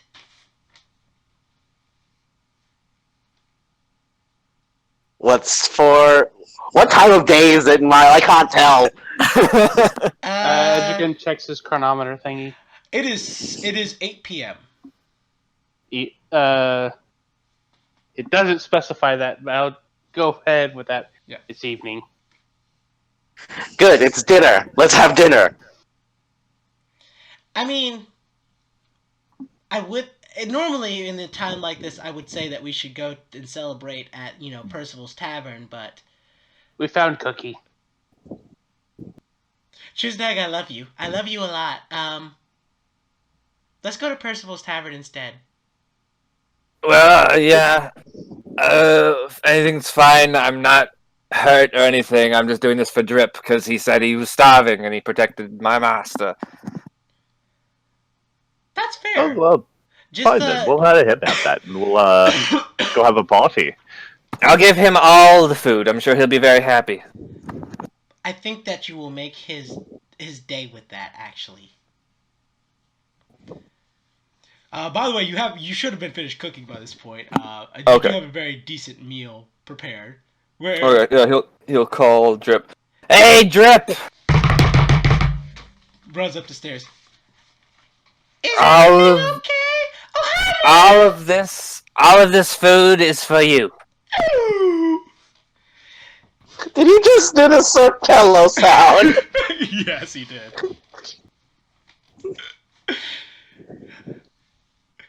He's like, yeah! As he runs over to the food. Oh god, I don't want to watch him eat, please. Let's just go. Let's just go right now. And Trip, just clean it up whenever you're done, please. Or let Agave eat the plates. Just that, how do you feel about him telling Agave to eat the plate? Well, everything's trashed already anyway. He'll just leave Agave there. Agave can be part of the cleaning crew. Indeed. Alrighty. What? So you guys head over to Percival Tavern. Along the way, Miles stops by and talks to a few kobolds. As you see, 15 kobolds are sent over to La Chateau Noir with some very specific orders. He'll head over there. Wait! Tell them to stay out of the basement. I don't want them getting their hands all over my master. She makes sure to make a comment about do not touch the dragon skull in the basement. Wait! Does the basement have somewhere I could put the lock on? Oh yeah, you could do that. The lock is I already gotta put locked. You still need to unlock it. Let me fucking unlock it then. Fuck you. DC 15 with disadvantage. Thieves' tool, so it's normal. Is Creed making this known at all? Are you making it known? No, as soon as you mentioned, oh, you want me to lock that up for you? Yes. And as soon as he sees that Creed's trying to fill with the lock, we're gonna do guidance again. Okay, So get an extra 1d4. Best cantrip. Best cantrip. Okay, so it's a dex thing, right? Yep. Can I apply? I don't know if sleight of hand works, but I guess it's just straight dex. Wouldn't it be Thieves' Tool proficiency? You would use your Thieves' Tool proficiency, so you'll get your proficiency bonus. Yeah. Okay. So change it to dex, and that will give you do it with it. And don't do it with advantage. You just roll the 1d4 afterwards, because you remember the disadvantage will cancel out the advantage. Exactly. So Thieves' Tools, public, query attribute dexterity, and normal roll. And then 1d4! Ooh! Aww. Yes! You attempt to unlock this lock, and it is probably one of the most difficult locks you've had to unlock in your entire career. And only thanks to a bit of guiding knowledge that appears in your head, seemingly out of nowhere, you get the lock open. Bugger, this shit's tough, but good. Locks the basement. Well, if you can unlock it, I guess it's not that great. I'm just gonna look at him. Flip. Let's go drinking. Fuck you. All right. So when you guys arrive at Percival's Tavern, it is already rowdy and rambunctious inside. As a matter of fact, the first thing that you're told when you come inside, one of the dwarves that you played cards with that one night. "Aye, lad, it's wonderful to see you. It's free drinks tonight." Oh, that's because of me, probably. He blinks slowly. "What?" Is Cookie Hey, in the kitchen yet? Yes! Yeah, that's right. Cookie's back in the kitchen. It's Percival's so ecstatic he's buying free drinks for everyone for the entire night, and Cookie's serving up free food. Yes! Ooh. Neat. Sorry, No, you're good. I dropped something. All right.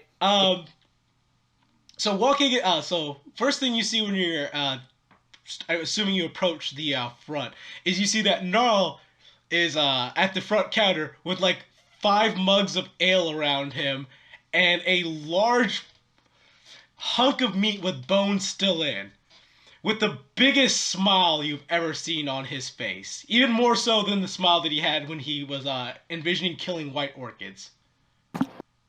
Oh, he looks so happy. Gnarl raises his mug. "It's my day off!" Drinks beer. He's a happy, happy boy. I understood that reference.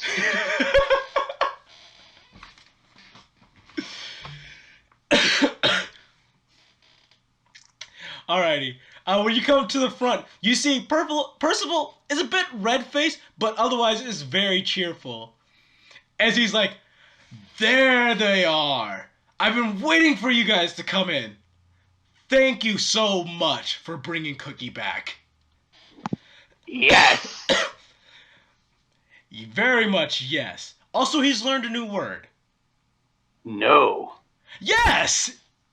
Yes. And thus have we achieved basic communication. Well, I never intended to teach him the word no, but, I appreciate it, all the same.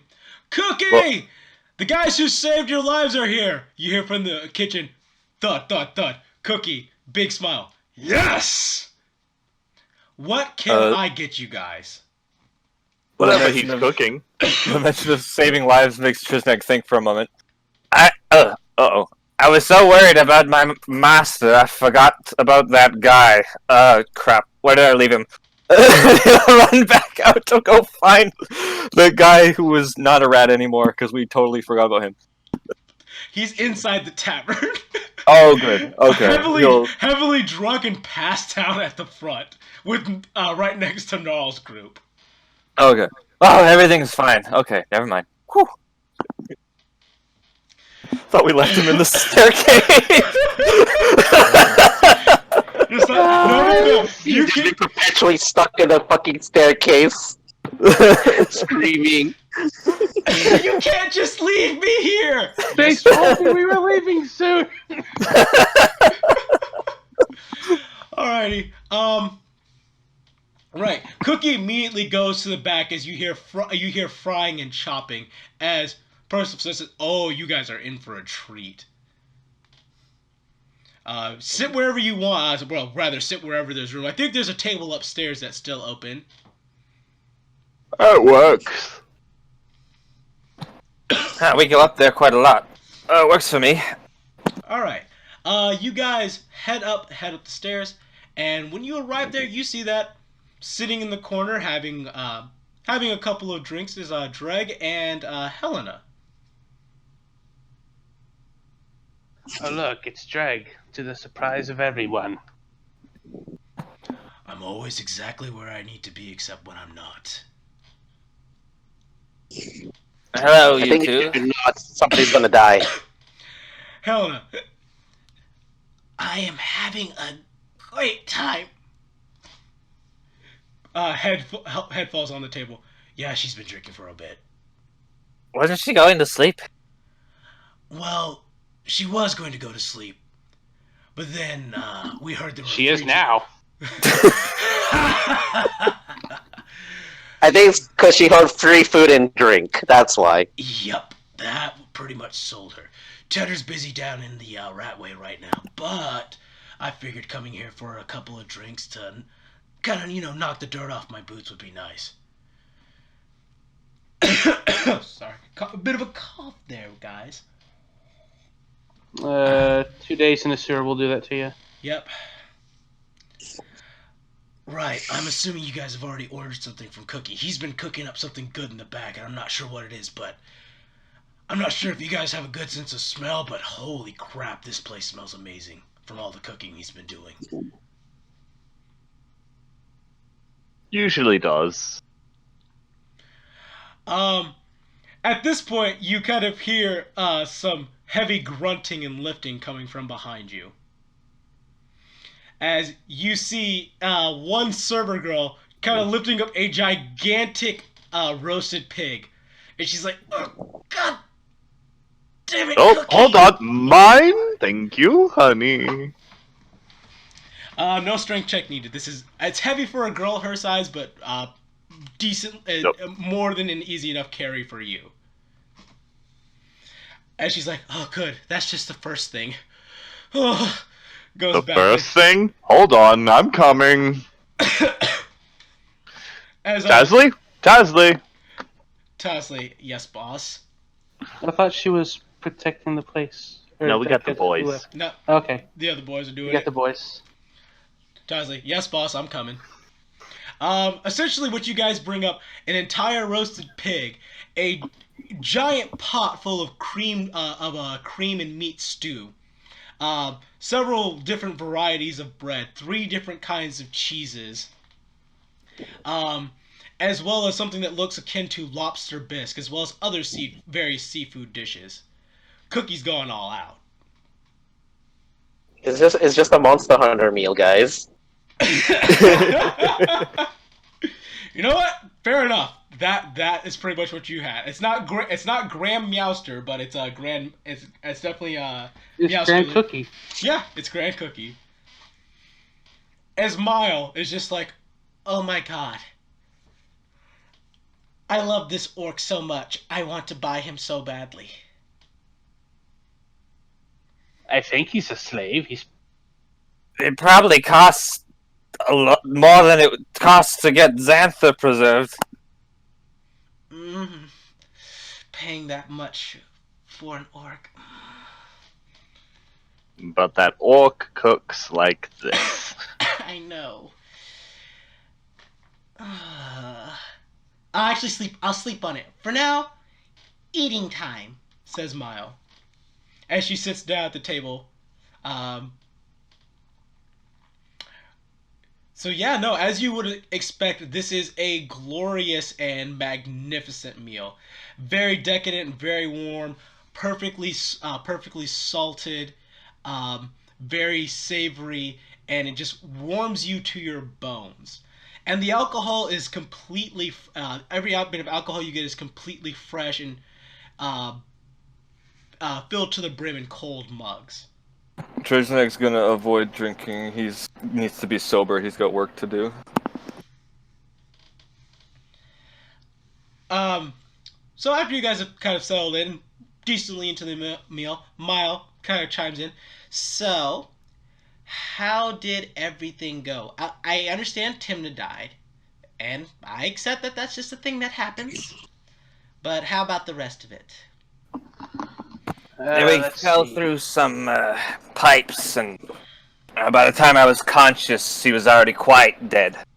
Not much I could do about it. It's okay. I'm fairly certain you tried your best, and even so, it's more just of an annoyance more than any kind of mourning that he's dead. To be honest. I know, but I'm a cleric. I did a bad job. I don't know. Everyone else looks alive. Helena lifts up her head. I'm alive thanks to you. Go back to sleep. Head back down.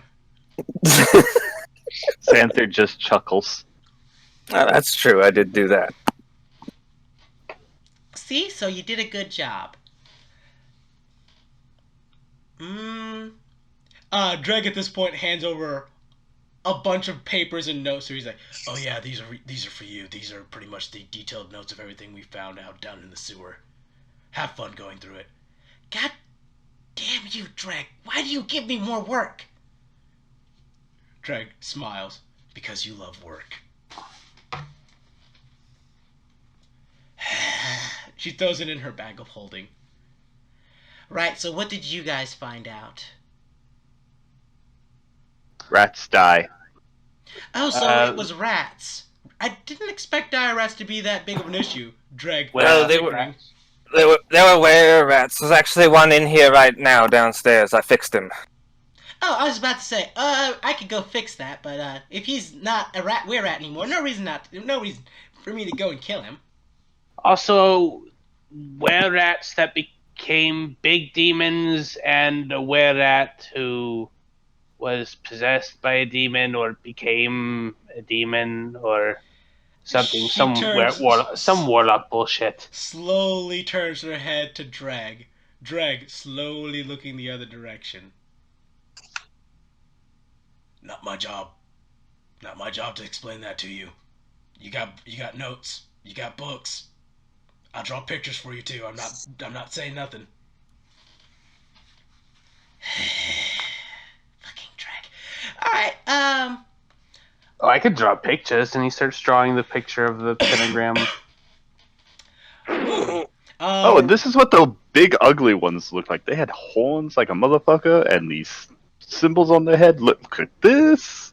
Roll me a performance. No, it's not performance. You know what? Just roll me a general wisdom check for Edrigan for recreating the pentagram drawing.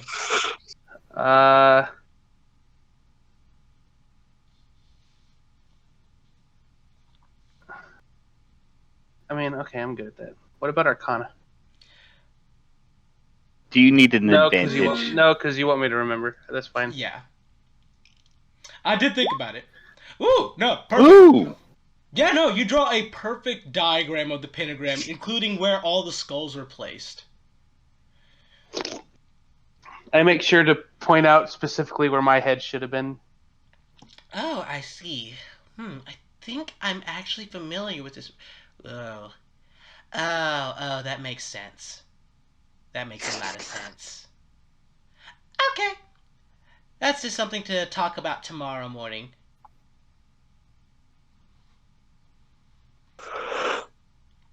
So, what all did you learn when you were while you were down in the sewers?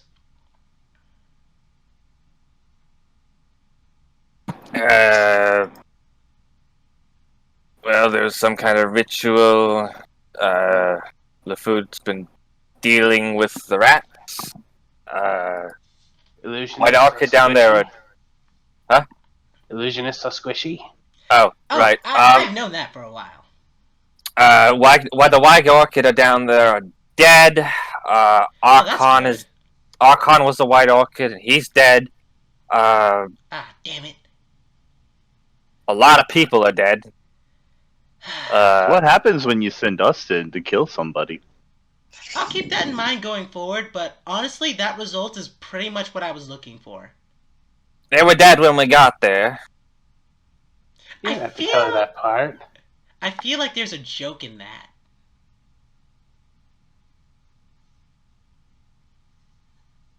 Eh. Well, I guess for some of them they were dead until we got there. Ha! Well, let's see. I think you guys did a fairly good job. I have an option for you guys. I can either pay you in gold, or I have a magical item that I've been holding onto that I could donate to one of you. Depends on that item. Hmm. She thinks about it for a moment. It is very expensive magic item, so I honestly have So, to I think. mainly wonder how useful it would be to us. Let me get open my notes to get to the item. I know how much the item's worth, but I should. Is this a like whoever like forgoes the gold gets the item thing, or is it like You would all have to forego the gold to get the item. Leslie, this better be a heckin' item. If we do that. I just want to know what it is. Just want to know what it is first. I'm just trying to get the name of it because that's what the part I know I'm gonna forget. Personally, anyone can pay us in gold, but given you're a powerful wizard, I'm personally curious about the item myself. She reaches into her pocket, producing a small black cube. As Dregg's eyes open very wide. That is way too much money for that. Dregg doesn't want me to have it. Give it to me. Does this look like the cube the slaves were put in? It looks very similar. Ooh. It's called an instant fortress. Dregg doesn't want me to have it. Give it to me. Instant Fortress? Yes, when you speak a command word, which I haven't programmed into it yet, it'll create a square tower fortress, 20 feet on one side, 30 feet high, with arrow slits on all sides and a battlement on top. Its interior is divided into 2 floors with a ladder running along one wall to connect them. The ladder ends with a trapdoor leading to the roof. When activated, the tower has a small door on the side facing you. The door opens only at your command, which you can speak as a fairly quick set of actions, bonus action. And the door is immune to the knock spell and other kind of magic, like say you had a chime of opening. It's immune to that, so no one can really force their way into the door. Maybe a thief can pick the door. Okay, I propose a test. Also, the tower is made out of adamantine, Oh. and magic Gimme. prevents it from being able to be tipped over. Gimme. Edgergun, I say that if Creed can't get into this fucking thing, we're taking it. You really want to keep me out of this so bad. I think he's praising your skill, actually. Well, if it's such a shitty lock that Creed can get in there, there's hardly any worth it taking it. Dregg. Kind of Am I just Well, am I you just guys a are- bar? Shut up. Give it to me. Alright, Dregg, Mile hands over the cube to you. Add 1 instant fortress to your inventory. Yes. Yeah. Mile, I think that should make for a sufficient payment. There was one thing I was wondering about. Mhm. I don't know how rare or expensive they are, but those little stones that for communication, sometimes our party likes to Oh, sending wander stones. around. I was wondering if I could have some of those. I could start the process of making some for you for a discounted price, but it'd be a while before they're actually done. Okay. I'm sorry I How don't much have are any they? extra spares. I don't think sending stones are actually expensive, but I'm just double checking. Oh, I'm very close to it even. Uncommon. So they're about one. So they're normally about 1,000, 1,500 gold pieces each, which is not expensive in terms of magical items. Mm-hmm. Just expensive in terms of our bank accounts. Yes. So normally I would charge about 1,500 gold for me to make a sending stone because let's be honest here, if I make a sending stone, it's gonna be a quality sending stone. Yeah. Yeah, that's understandable.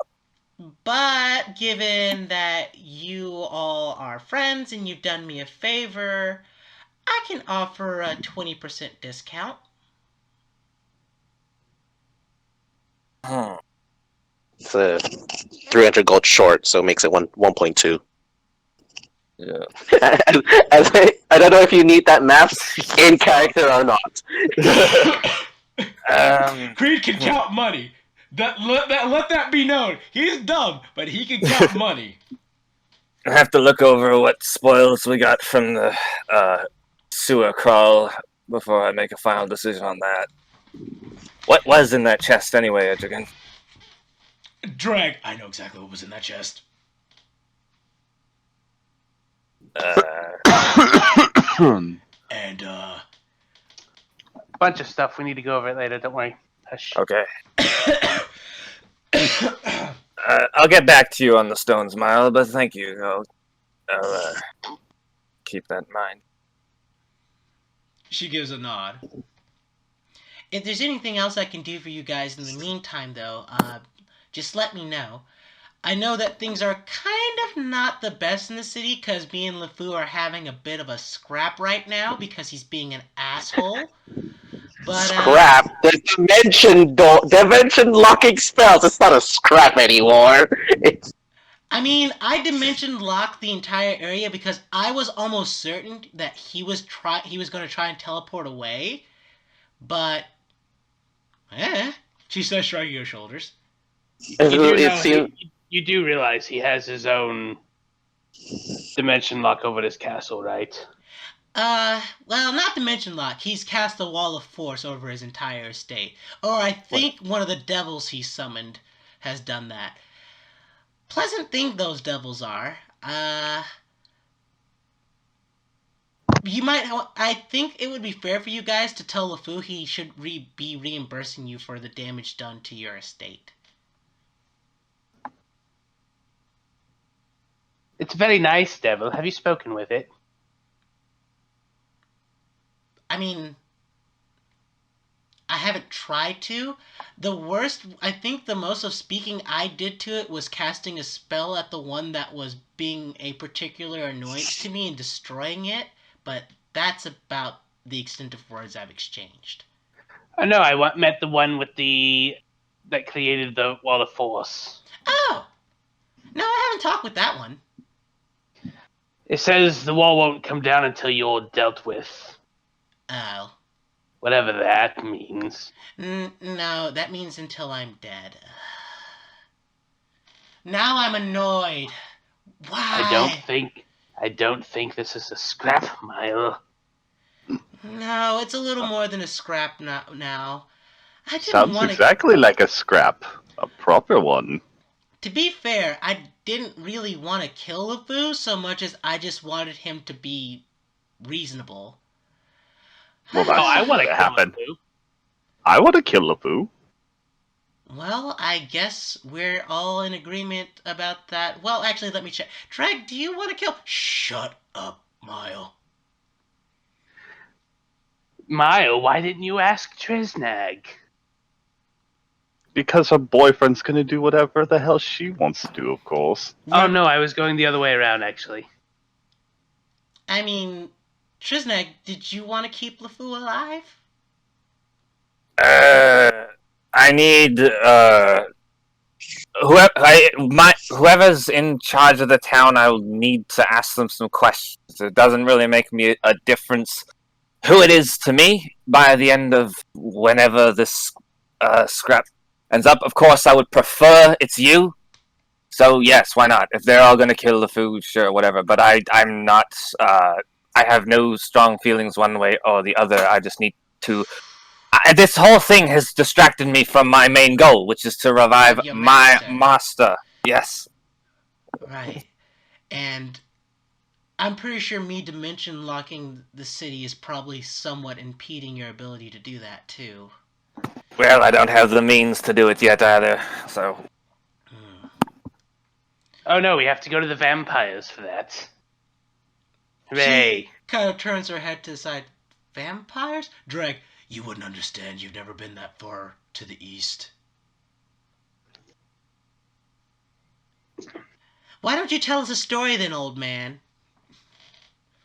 Once upon a time, there was a kobold who went to the vampire lands. He killed a lot of vampires. The end. I like this story. So you say the quick going back here for a minute. You said the dimension lock it would prevent that sort of thing, reviving and all that. It wouldn't prevent you from being able to revive a soul. A soul should be able to bypass my dimensional lock. The only thing that's barred by my dimensional lock is that you can't do something like teleport in or out of the city. And that is actually a very strict restriction. It's only in or out of the city. If you were to say walk to like the gate of the city and walk out of the city, you should still be able to travel out that way. But I have kobold patrols to let me know if LeFou tries to sneak out that way. Regardless of that, the other thing that's banned is interdimensional travel. Nothing can come in that's not from this dimension, and nothing can come out that's not from this dimension. Actually, that's good news. I was worried about Null. Gnarl is the big. He's the Null. He has to go back in a day. Oh, He's that's very good. friendly. You might like him. I'll make sure I talk to him later on tonight if he. She looks down. She actually peeks down the stairs and sees him as he's, cheering and jeering and stuff. If he's not too drunk. He's a lot of fun. Well, if He'll Trisnag says he's fun. probably be too drunk. It's his only day off. I hope no one stops him from enjoying his day off. Actually, I mean, you call it a day off. It's very expensive for me. Yes. Well, how much is it costing you to rent him? I hired him. I think it was 100 gold a day. That is a fairly steep price. He killed orchids. It's fine. Huh? Yeah. Actually, we never managed to get to the orchids, but what was the deal with the orchids down there anyway? What did you? LeFou wanted him there. Wanted them there. I don't know what they were doing. Didn't find any of that. What? Part of his bullshit ritual, blah blah blah. No, they weren't part of the Wasn't it? ritual. I No, thought they were. No, the rats were doing the ritual they were told not to interfere with the orchids. The orchids were doing something else. The rats were not to interfere with the orchids as long as they did not. The orchids did not encroach upon the ritual. So I'm assuming the fact that they did means they did. Well, leave it up to LeFou to conspire with white orchids. Dumbass. He is Urza's son. Oh yeah, I forget that all the time.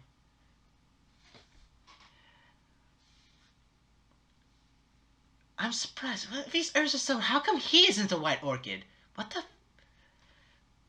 Dregg, you are thinking too hard about something that makes very little sense. You're trying to think with human logic. Just continue to function on kobold logic. Kobold logic. Shivers. Such as that is. Well, kobold logic is like you throw a copper piece into a bucket, it makes a sound, and that makes you happy. By the way, you should try that with Drip. I'm pretty sure that's would be very amusing for him. No. Go simpler. Kill Warlock. Big fall down. Fair enough. Well, if we're going to try to kill LeFou, we're going to need some information, which means contacting Tilecom, which I haven't spoken to him in quite a while, sadly. I'm not sure if you have a means of getting in contact with him fast, but there's certainly some questions we could ask him that would make that... We'll manage. Okay, that's good. Very good, very good. And then, of course, there's preparing well, for me, preparing the right spells to assault. Let's see, I'm going to need to prepare the Disintegrate spell in order to destroy the Wall of Force. And... It's been a while since I've had to assault just a single castle by myself, so there's a lot of things and a lot of planning I'm going to have to do. I'm going to be having a very late night. But I don't think you guys will be having a late night. I plan on having a late night as he drinks more. I think, for the moment, as much as I want to continue to enjoying myself, I need to get a head start on this. I'm just making sure that you guys are okay with this plan of us going to try and kill LeFou.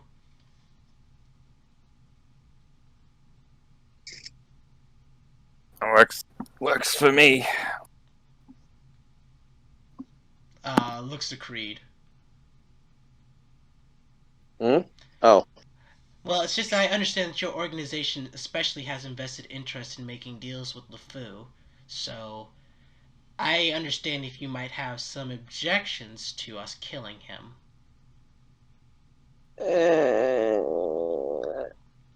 Know that we'll be coming to talk to you once he's gone.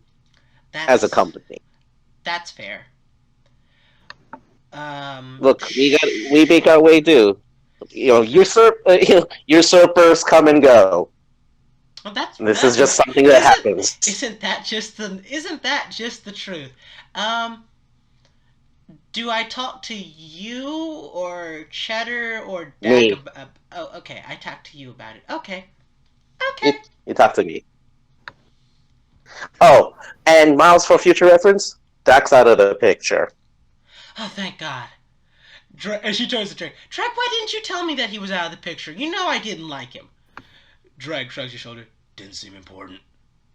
Kinda just happened. It kinda just did happen.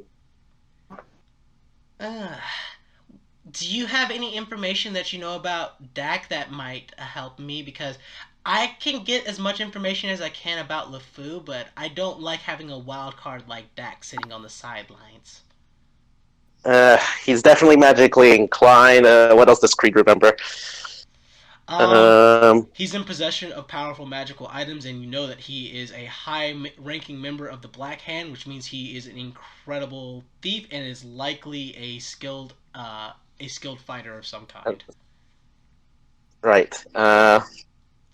Yeah, he wouldn't be in this position without certain skills. So think like magical Dregg, but not as good at killing, but better at sneaking. It's the best way I can put it. He's more about getting his way without you knowing it. Oh, so I'm not sure he's got many. Oh, so like Dregg then. Dregg. Pretty much. I know that was meant to be More an magic. insult, but honestly, that's a compliment. Yeah. More magic, less stabby. Alright. So to be fair, he's got a crutch. He's not skilled like Dregg. That's fair. Oh. I wanted to have a good time tonight, and now I have to go and plan things. She says she gets up out of her seat. If there's anything of this meal left when you guys are done, just like... What's the term that you guys use for it? Something bad. Takeout. I think takeout is the right word for it? Yeah.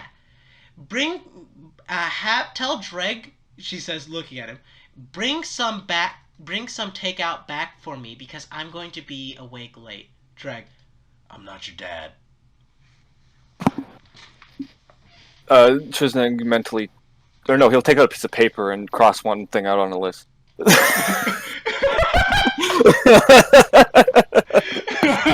sorry, that's fucking... Is that like your fucking list of Mile and Dregg's relationship? Brother, nope. Dad, nope.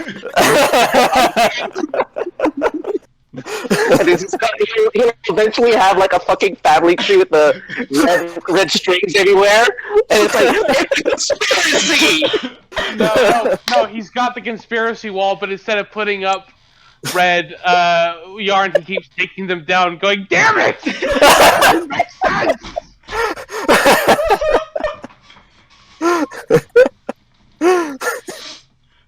Mile rolls her eyes. Right, you're not my dad. But can you at least not be an asshole and bring some extra food back home for me? Dregg. Why don't you ask your boyfriend to do it? He'd do it. Wait, can't you just ask Cookie and take something? Actually, that's a good idea. And then it means I don't have to deal with having Dregg as a middleman. It's just the best solution. Thank you, Edrigan. She hops out of her seat, walks over to Trisnag, gives him a hug. And he'll hug back. And then she scurries along on her way. Dregg sips his beer. Oh, it's gonna be a long night for her. Okay, so what are you? Relationship with Mile. Whoops. Is this a important question that needs to be answered, or... Yes!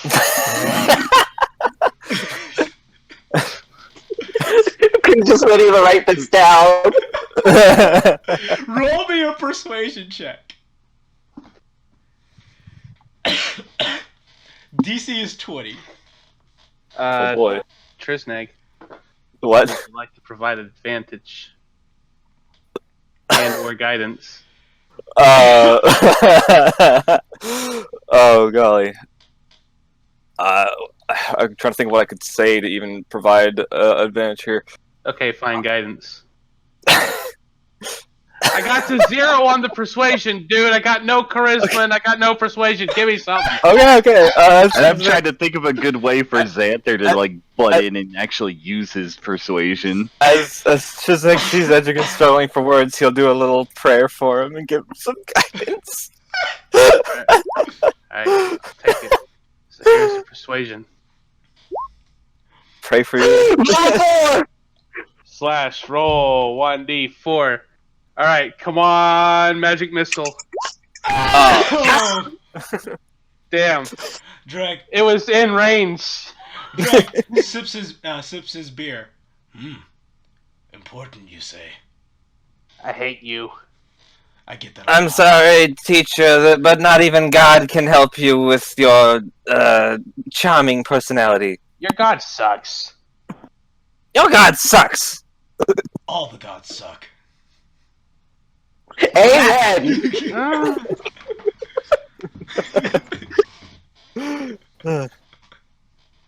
Now that's a blasphemy.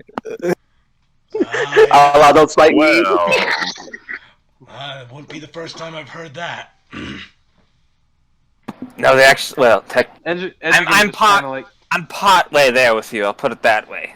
I see. Every god except Shamash. There are words I could say that are very wise, but you don't need them. Shamash sucks is a good one.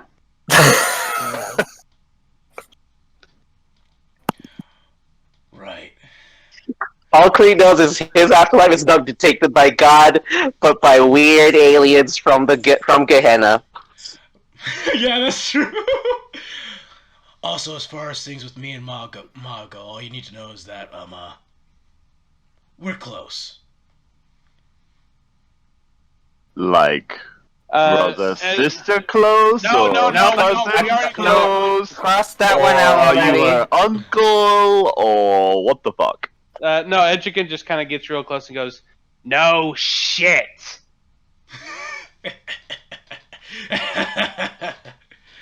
Ah, He's gonna be Uncle Dregg from now on. Uncle Dregg. it would Uncle not Dregg. be the first time I'm called Uncle Dregg. As a matter of fact, it took me a long time to make Drip stop calling me that. We're gonna get him started again. Is Drip your nephew? No, Drip isn't my nephew. He just started calling me Uncle Dregg because Mile was calling me Uncle Dregg for a while, but then I made them both stop because it was annoying me. Oh well, we'll get them started again unless we actually find out what the fuck you actually are. Well, to be fair, Miles a bit too old to be calling me Uncle Dregg. No, he meant Drip. Oh, no, well, Drip is still young. Speaking of which, I've got some things I wanted to do tonight, so if we're all done here, I'll be excusing myself. Of course. See you later, Trisnag. So long. And Trisnag will leave. Well, unless one of you fine fellows can find something else to keep me entertained, I got other things I could be doing too. So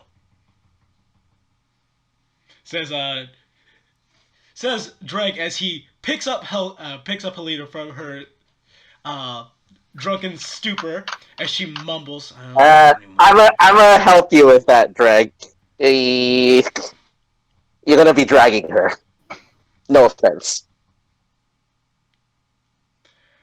None taken. That's a So big bitch. yeah, I'll help bring Helena out. All right. Dregg pauses for a moment as you guys are carrying out. Don't worry about finding out my relation to Mile. One day you'll find out. One day. We need another hook in that man. Also, actually, I'm actually gonna go home. But after I leave with Dregg. Okay. When you say home, do you mean the rat hole, or are you gonna go back to Chateau Noir? No, I'm going to Chateau. I'm gonna go to Trisnag. Trisnag's not going to the chateau. Where's he going then? Oh, I was waiting for the scene to end before I Yeah. bother with that. But you I'm gonna follow him. okay. Yeah, Okay. that certainly happens. Before I'm going to follow him. before that, let me just ask what are Xanther and Edrigan gonna do? Edrigan is going to go to Gnarl. All right. And what is Xanther gonna do? I am going to eat, drink, and stomp these fucking dwarves in arm wrestling. Fuck yeah. All right, Edrigan, you go over to where Gnarl is. He seems a little buzzed, but surprisingly, even after all the drinks that are in front of him, still competently sober. Gnarl turns to you. Edrigan. I have bad news and I have good news. Bad news first.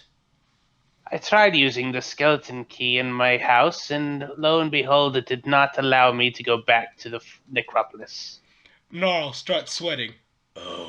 That would make Bantu mad. That would make Bantu mad. Luckily, I've learned that it only stops dimensional travel. If you walk outside of the city, you will, and it will allow you to go beyond this portal, this gate, and once you're beyond it, then you will be able to return. Gnarl gives a nod as he pulls out his own skeleton key. I will. Unless you need me, then I will probably be returning then later on tonight. No, I assumed you would. I just needed to let you know how to get back. He gives I you also a do grin. not. I also do not wish to make Bantu angry.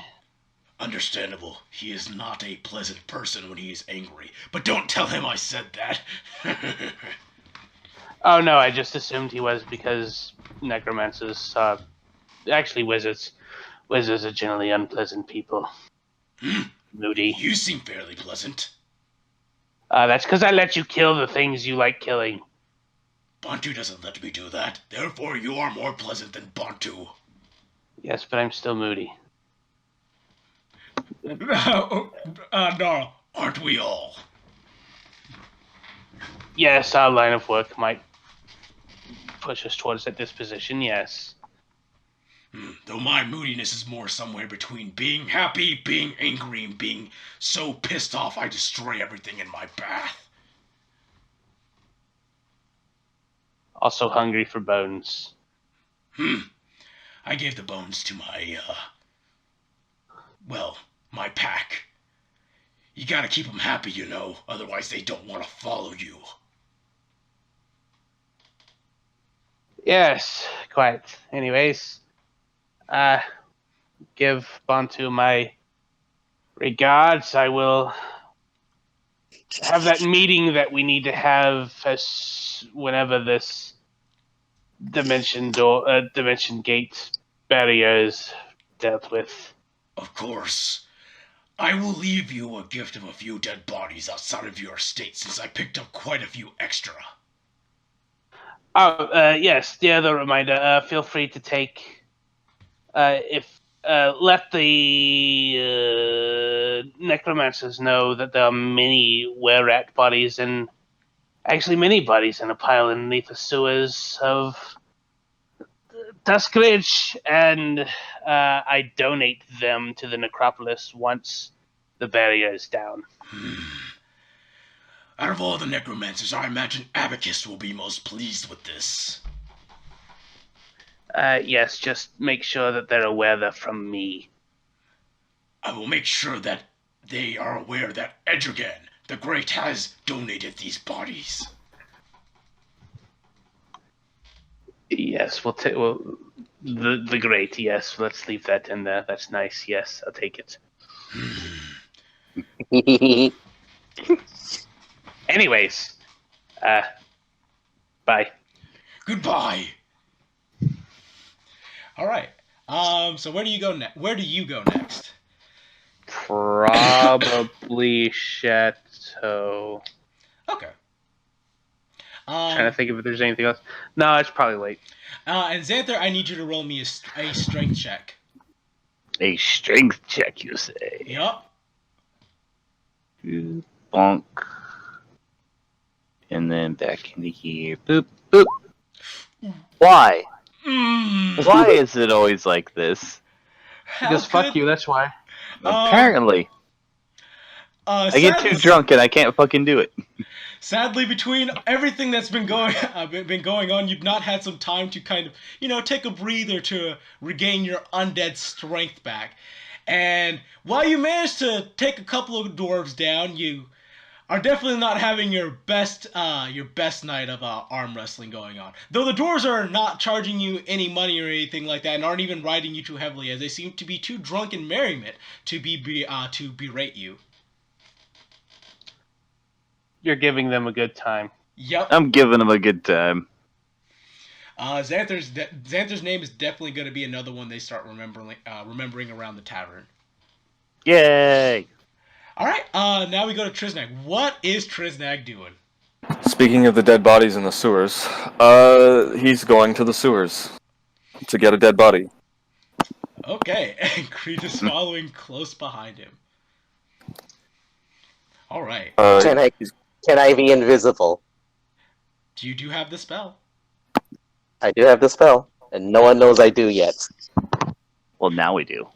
Well, no, we No, I mean, we do. character. No one knows that Creed can cast actual spells now. Okay. Yeah. So you know how invisibility works. So roll me a stealth check with the bonuses you get from invisibility, and then Trisnag just needs to roll me a perception check. Don't you get like +20 for being invisible? I don't even think I can get near. I can't even get near that. You could always roll a nat 20. Yeah, but on a skill check that. Okay. What am I rolling? Perception. Woo!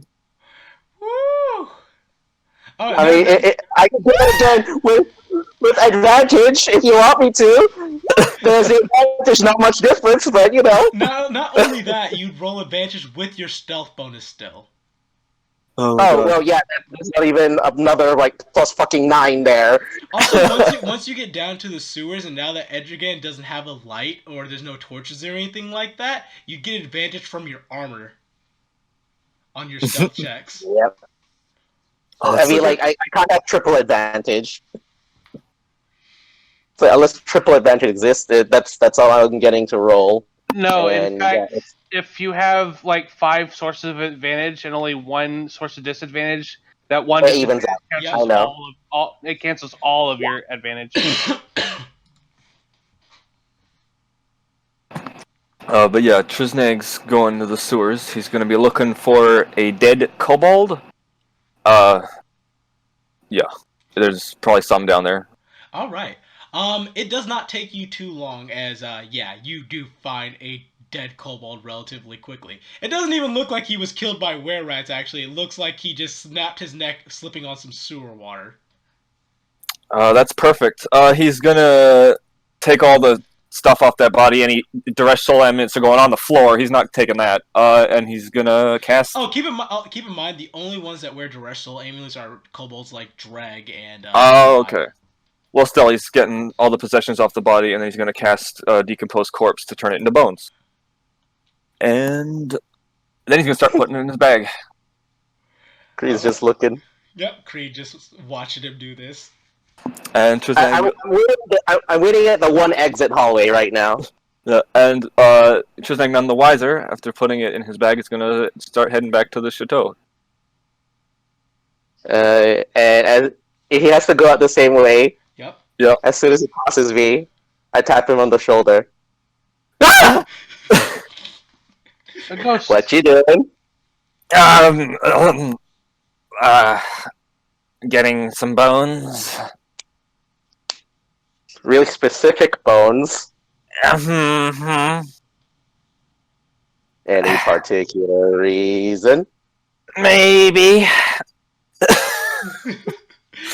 Well, Trisnag, you need to roll me a bluff check with disadvantage, and You Creed, said maybe. That's not a yes or no. He's not gonna lie. All right. Gonna share? He's gonna go. I don't need to roll to just tell the truth, right? No, you don't need to roll. Okay. Of course. He's gonna go I sit rolled on. to not lie. Yeah. He's gonna go sit on some rubble and sigh. Okay. Well, Creed, I trust you enough. And plus, you locked the door for my master. That'll be awfully useful if you could do that again. These bones are because I am going to make a kobold skeleton, and we are going to pretend it's Artemis. Huh. Because Artemis is technically still my property. I made sure during that meeting that I'm not violating any burial rights by taking this corpse, and more or less they don't care that Artemis is dead, so I'm sure they won't care if he's walking around as a skeleton. Of course he won't be walking around as a skeleton. I'm going to fix that right up. Right. And what do you plan to do with the undeceased Artemis? I was going to ask him a few questions, though right now I'm not quite sure how harsh I'm going to be doing those. He knows more than... Something bothers me about doing all these favors for a dragon that I've never met. a dragon that could easily kill me. It's not that I don't think Dereshol in some form or fashion has. I don't think he's going to kill me, but I don't know. I don't know what he's thinking. I don't know anything about him. He's a dragon. Of course, I couldn't know what he's thinking. But on top of that, you know, never met him. And apparently we're killing LeFou now, so I don't want to be under his thumb. Artemis was plotting against him. I need a third party. I need someone who's not aligned with Soul to just so I can, you know, not be. Yep. I'm not red. I'm not Yep. red. Damn it. It's okay, Trizag. I understand. Besides, Hmm. I feel like I could still win him over. There was so much in common. His master's dead. My master's dead. Both kind of being manipulated by some kind of big scary dragon. Though him a little worse than me. Okay, but what do you plan to do with him once you've asked these questions and gotten every single bit of information out of him? You're just gonna kill him again? He's a Yeah, liability. I was gonna. He reaches into his bag and pulls out the invisibility potion, kind of swishing around. I was just gonna hand him this and tell him to piss off and hopefully give him a sending stone eventually. I can cast a spell that acts basically the same way now, but obviously I would have to prepare that every day. The stones would be a lot more useful. Okay. But other than that, I don't know. He could be some kind of informant. He did have some contact with the White Orchids. I'm gonna stop you right there. Hmm? I was talking with Cheddar earlier. Yeah. How's this sound? Do you I've come to the realization that a lot of people have just fucking died. Yeah. Which means a lot of shop lots have just gone open. I'm listening. If I can get my guild involved, we could easily insert somebody from our side into those shop lots and become the new owners, essentially taking over those businesses as de facto replacements. What I like it. What if we can put him there? Chisneg sort of tilts his eyes up and looks at the brim of his hat on his head. Well, I don't technically need this anymore. I can cast the spell myself. I think we've got a plan, Creed. Think about it. Business opportunity. We get money from it. He gets to lie to everybody, which is what I think those green ones really like. Mm-hmm. And we now have an informant that also acts as a fence, network, increasing my own guild's network, and also having someone on a neutral side for you. That's perfect. We can't tell Edrigan. He'd call me an idiot. Besides, I'll follow his advice. Evil doesn't ask for permission. He said that, right? Oh, he totally did. So I'm not going to ask for permission. I'm just going to do it. I hope there's a diamond. By the way, Hmm? and by the way, Trisnag, I touch him. He's invisible. You don't need the potion. Oh, that's good. Anyway, I have to go back to the chateau, check that chest, see if there's any. It had a lot of gems in it. Maybe there's a diamond, and then I'm gonna lock myself in the basement for a few hours. You're welcome to join me. Yep. I like this. Someone did the click there. All right, and with that, I think we are at a very good place just to call it for today. I know that you guys might want to do that stuff, but I think we'll save it for next time. For just to have something very interesting at the start of next session. So Sounds good to me. Bye, everybody. I'll see you next week.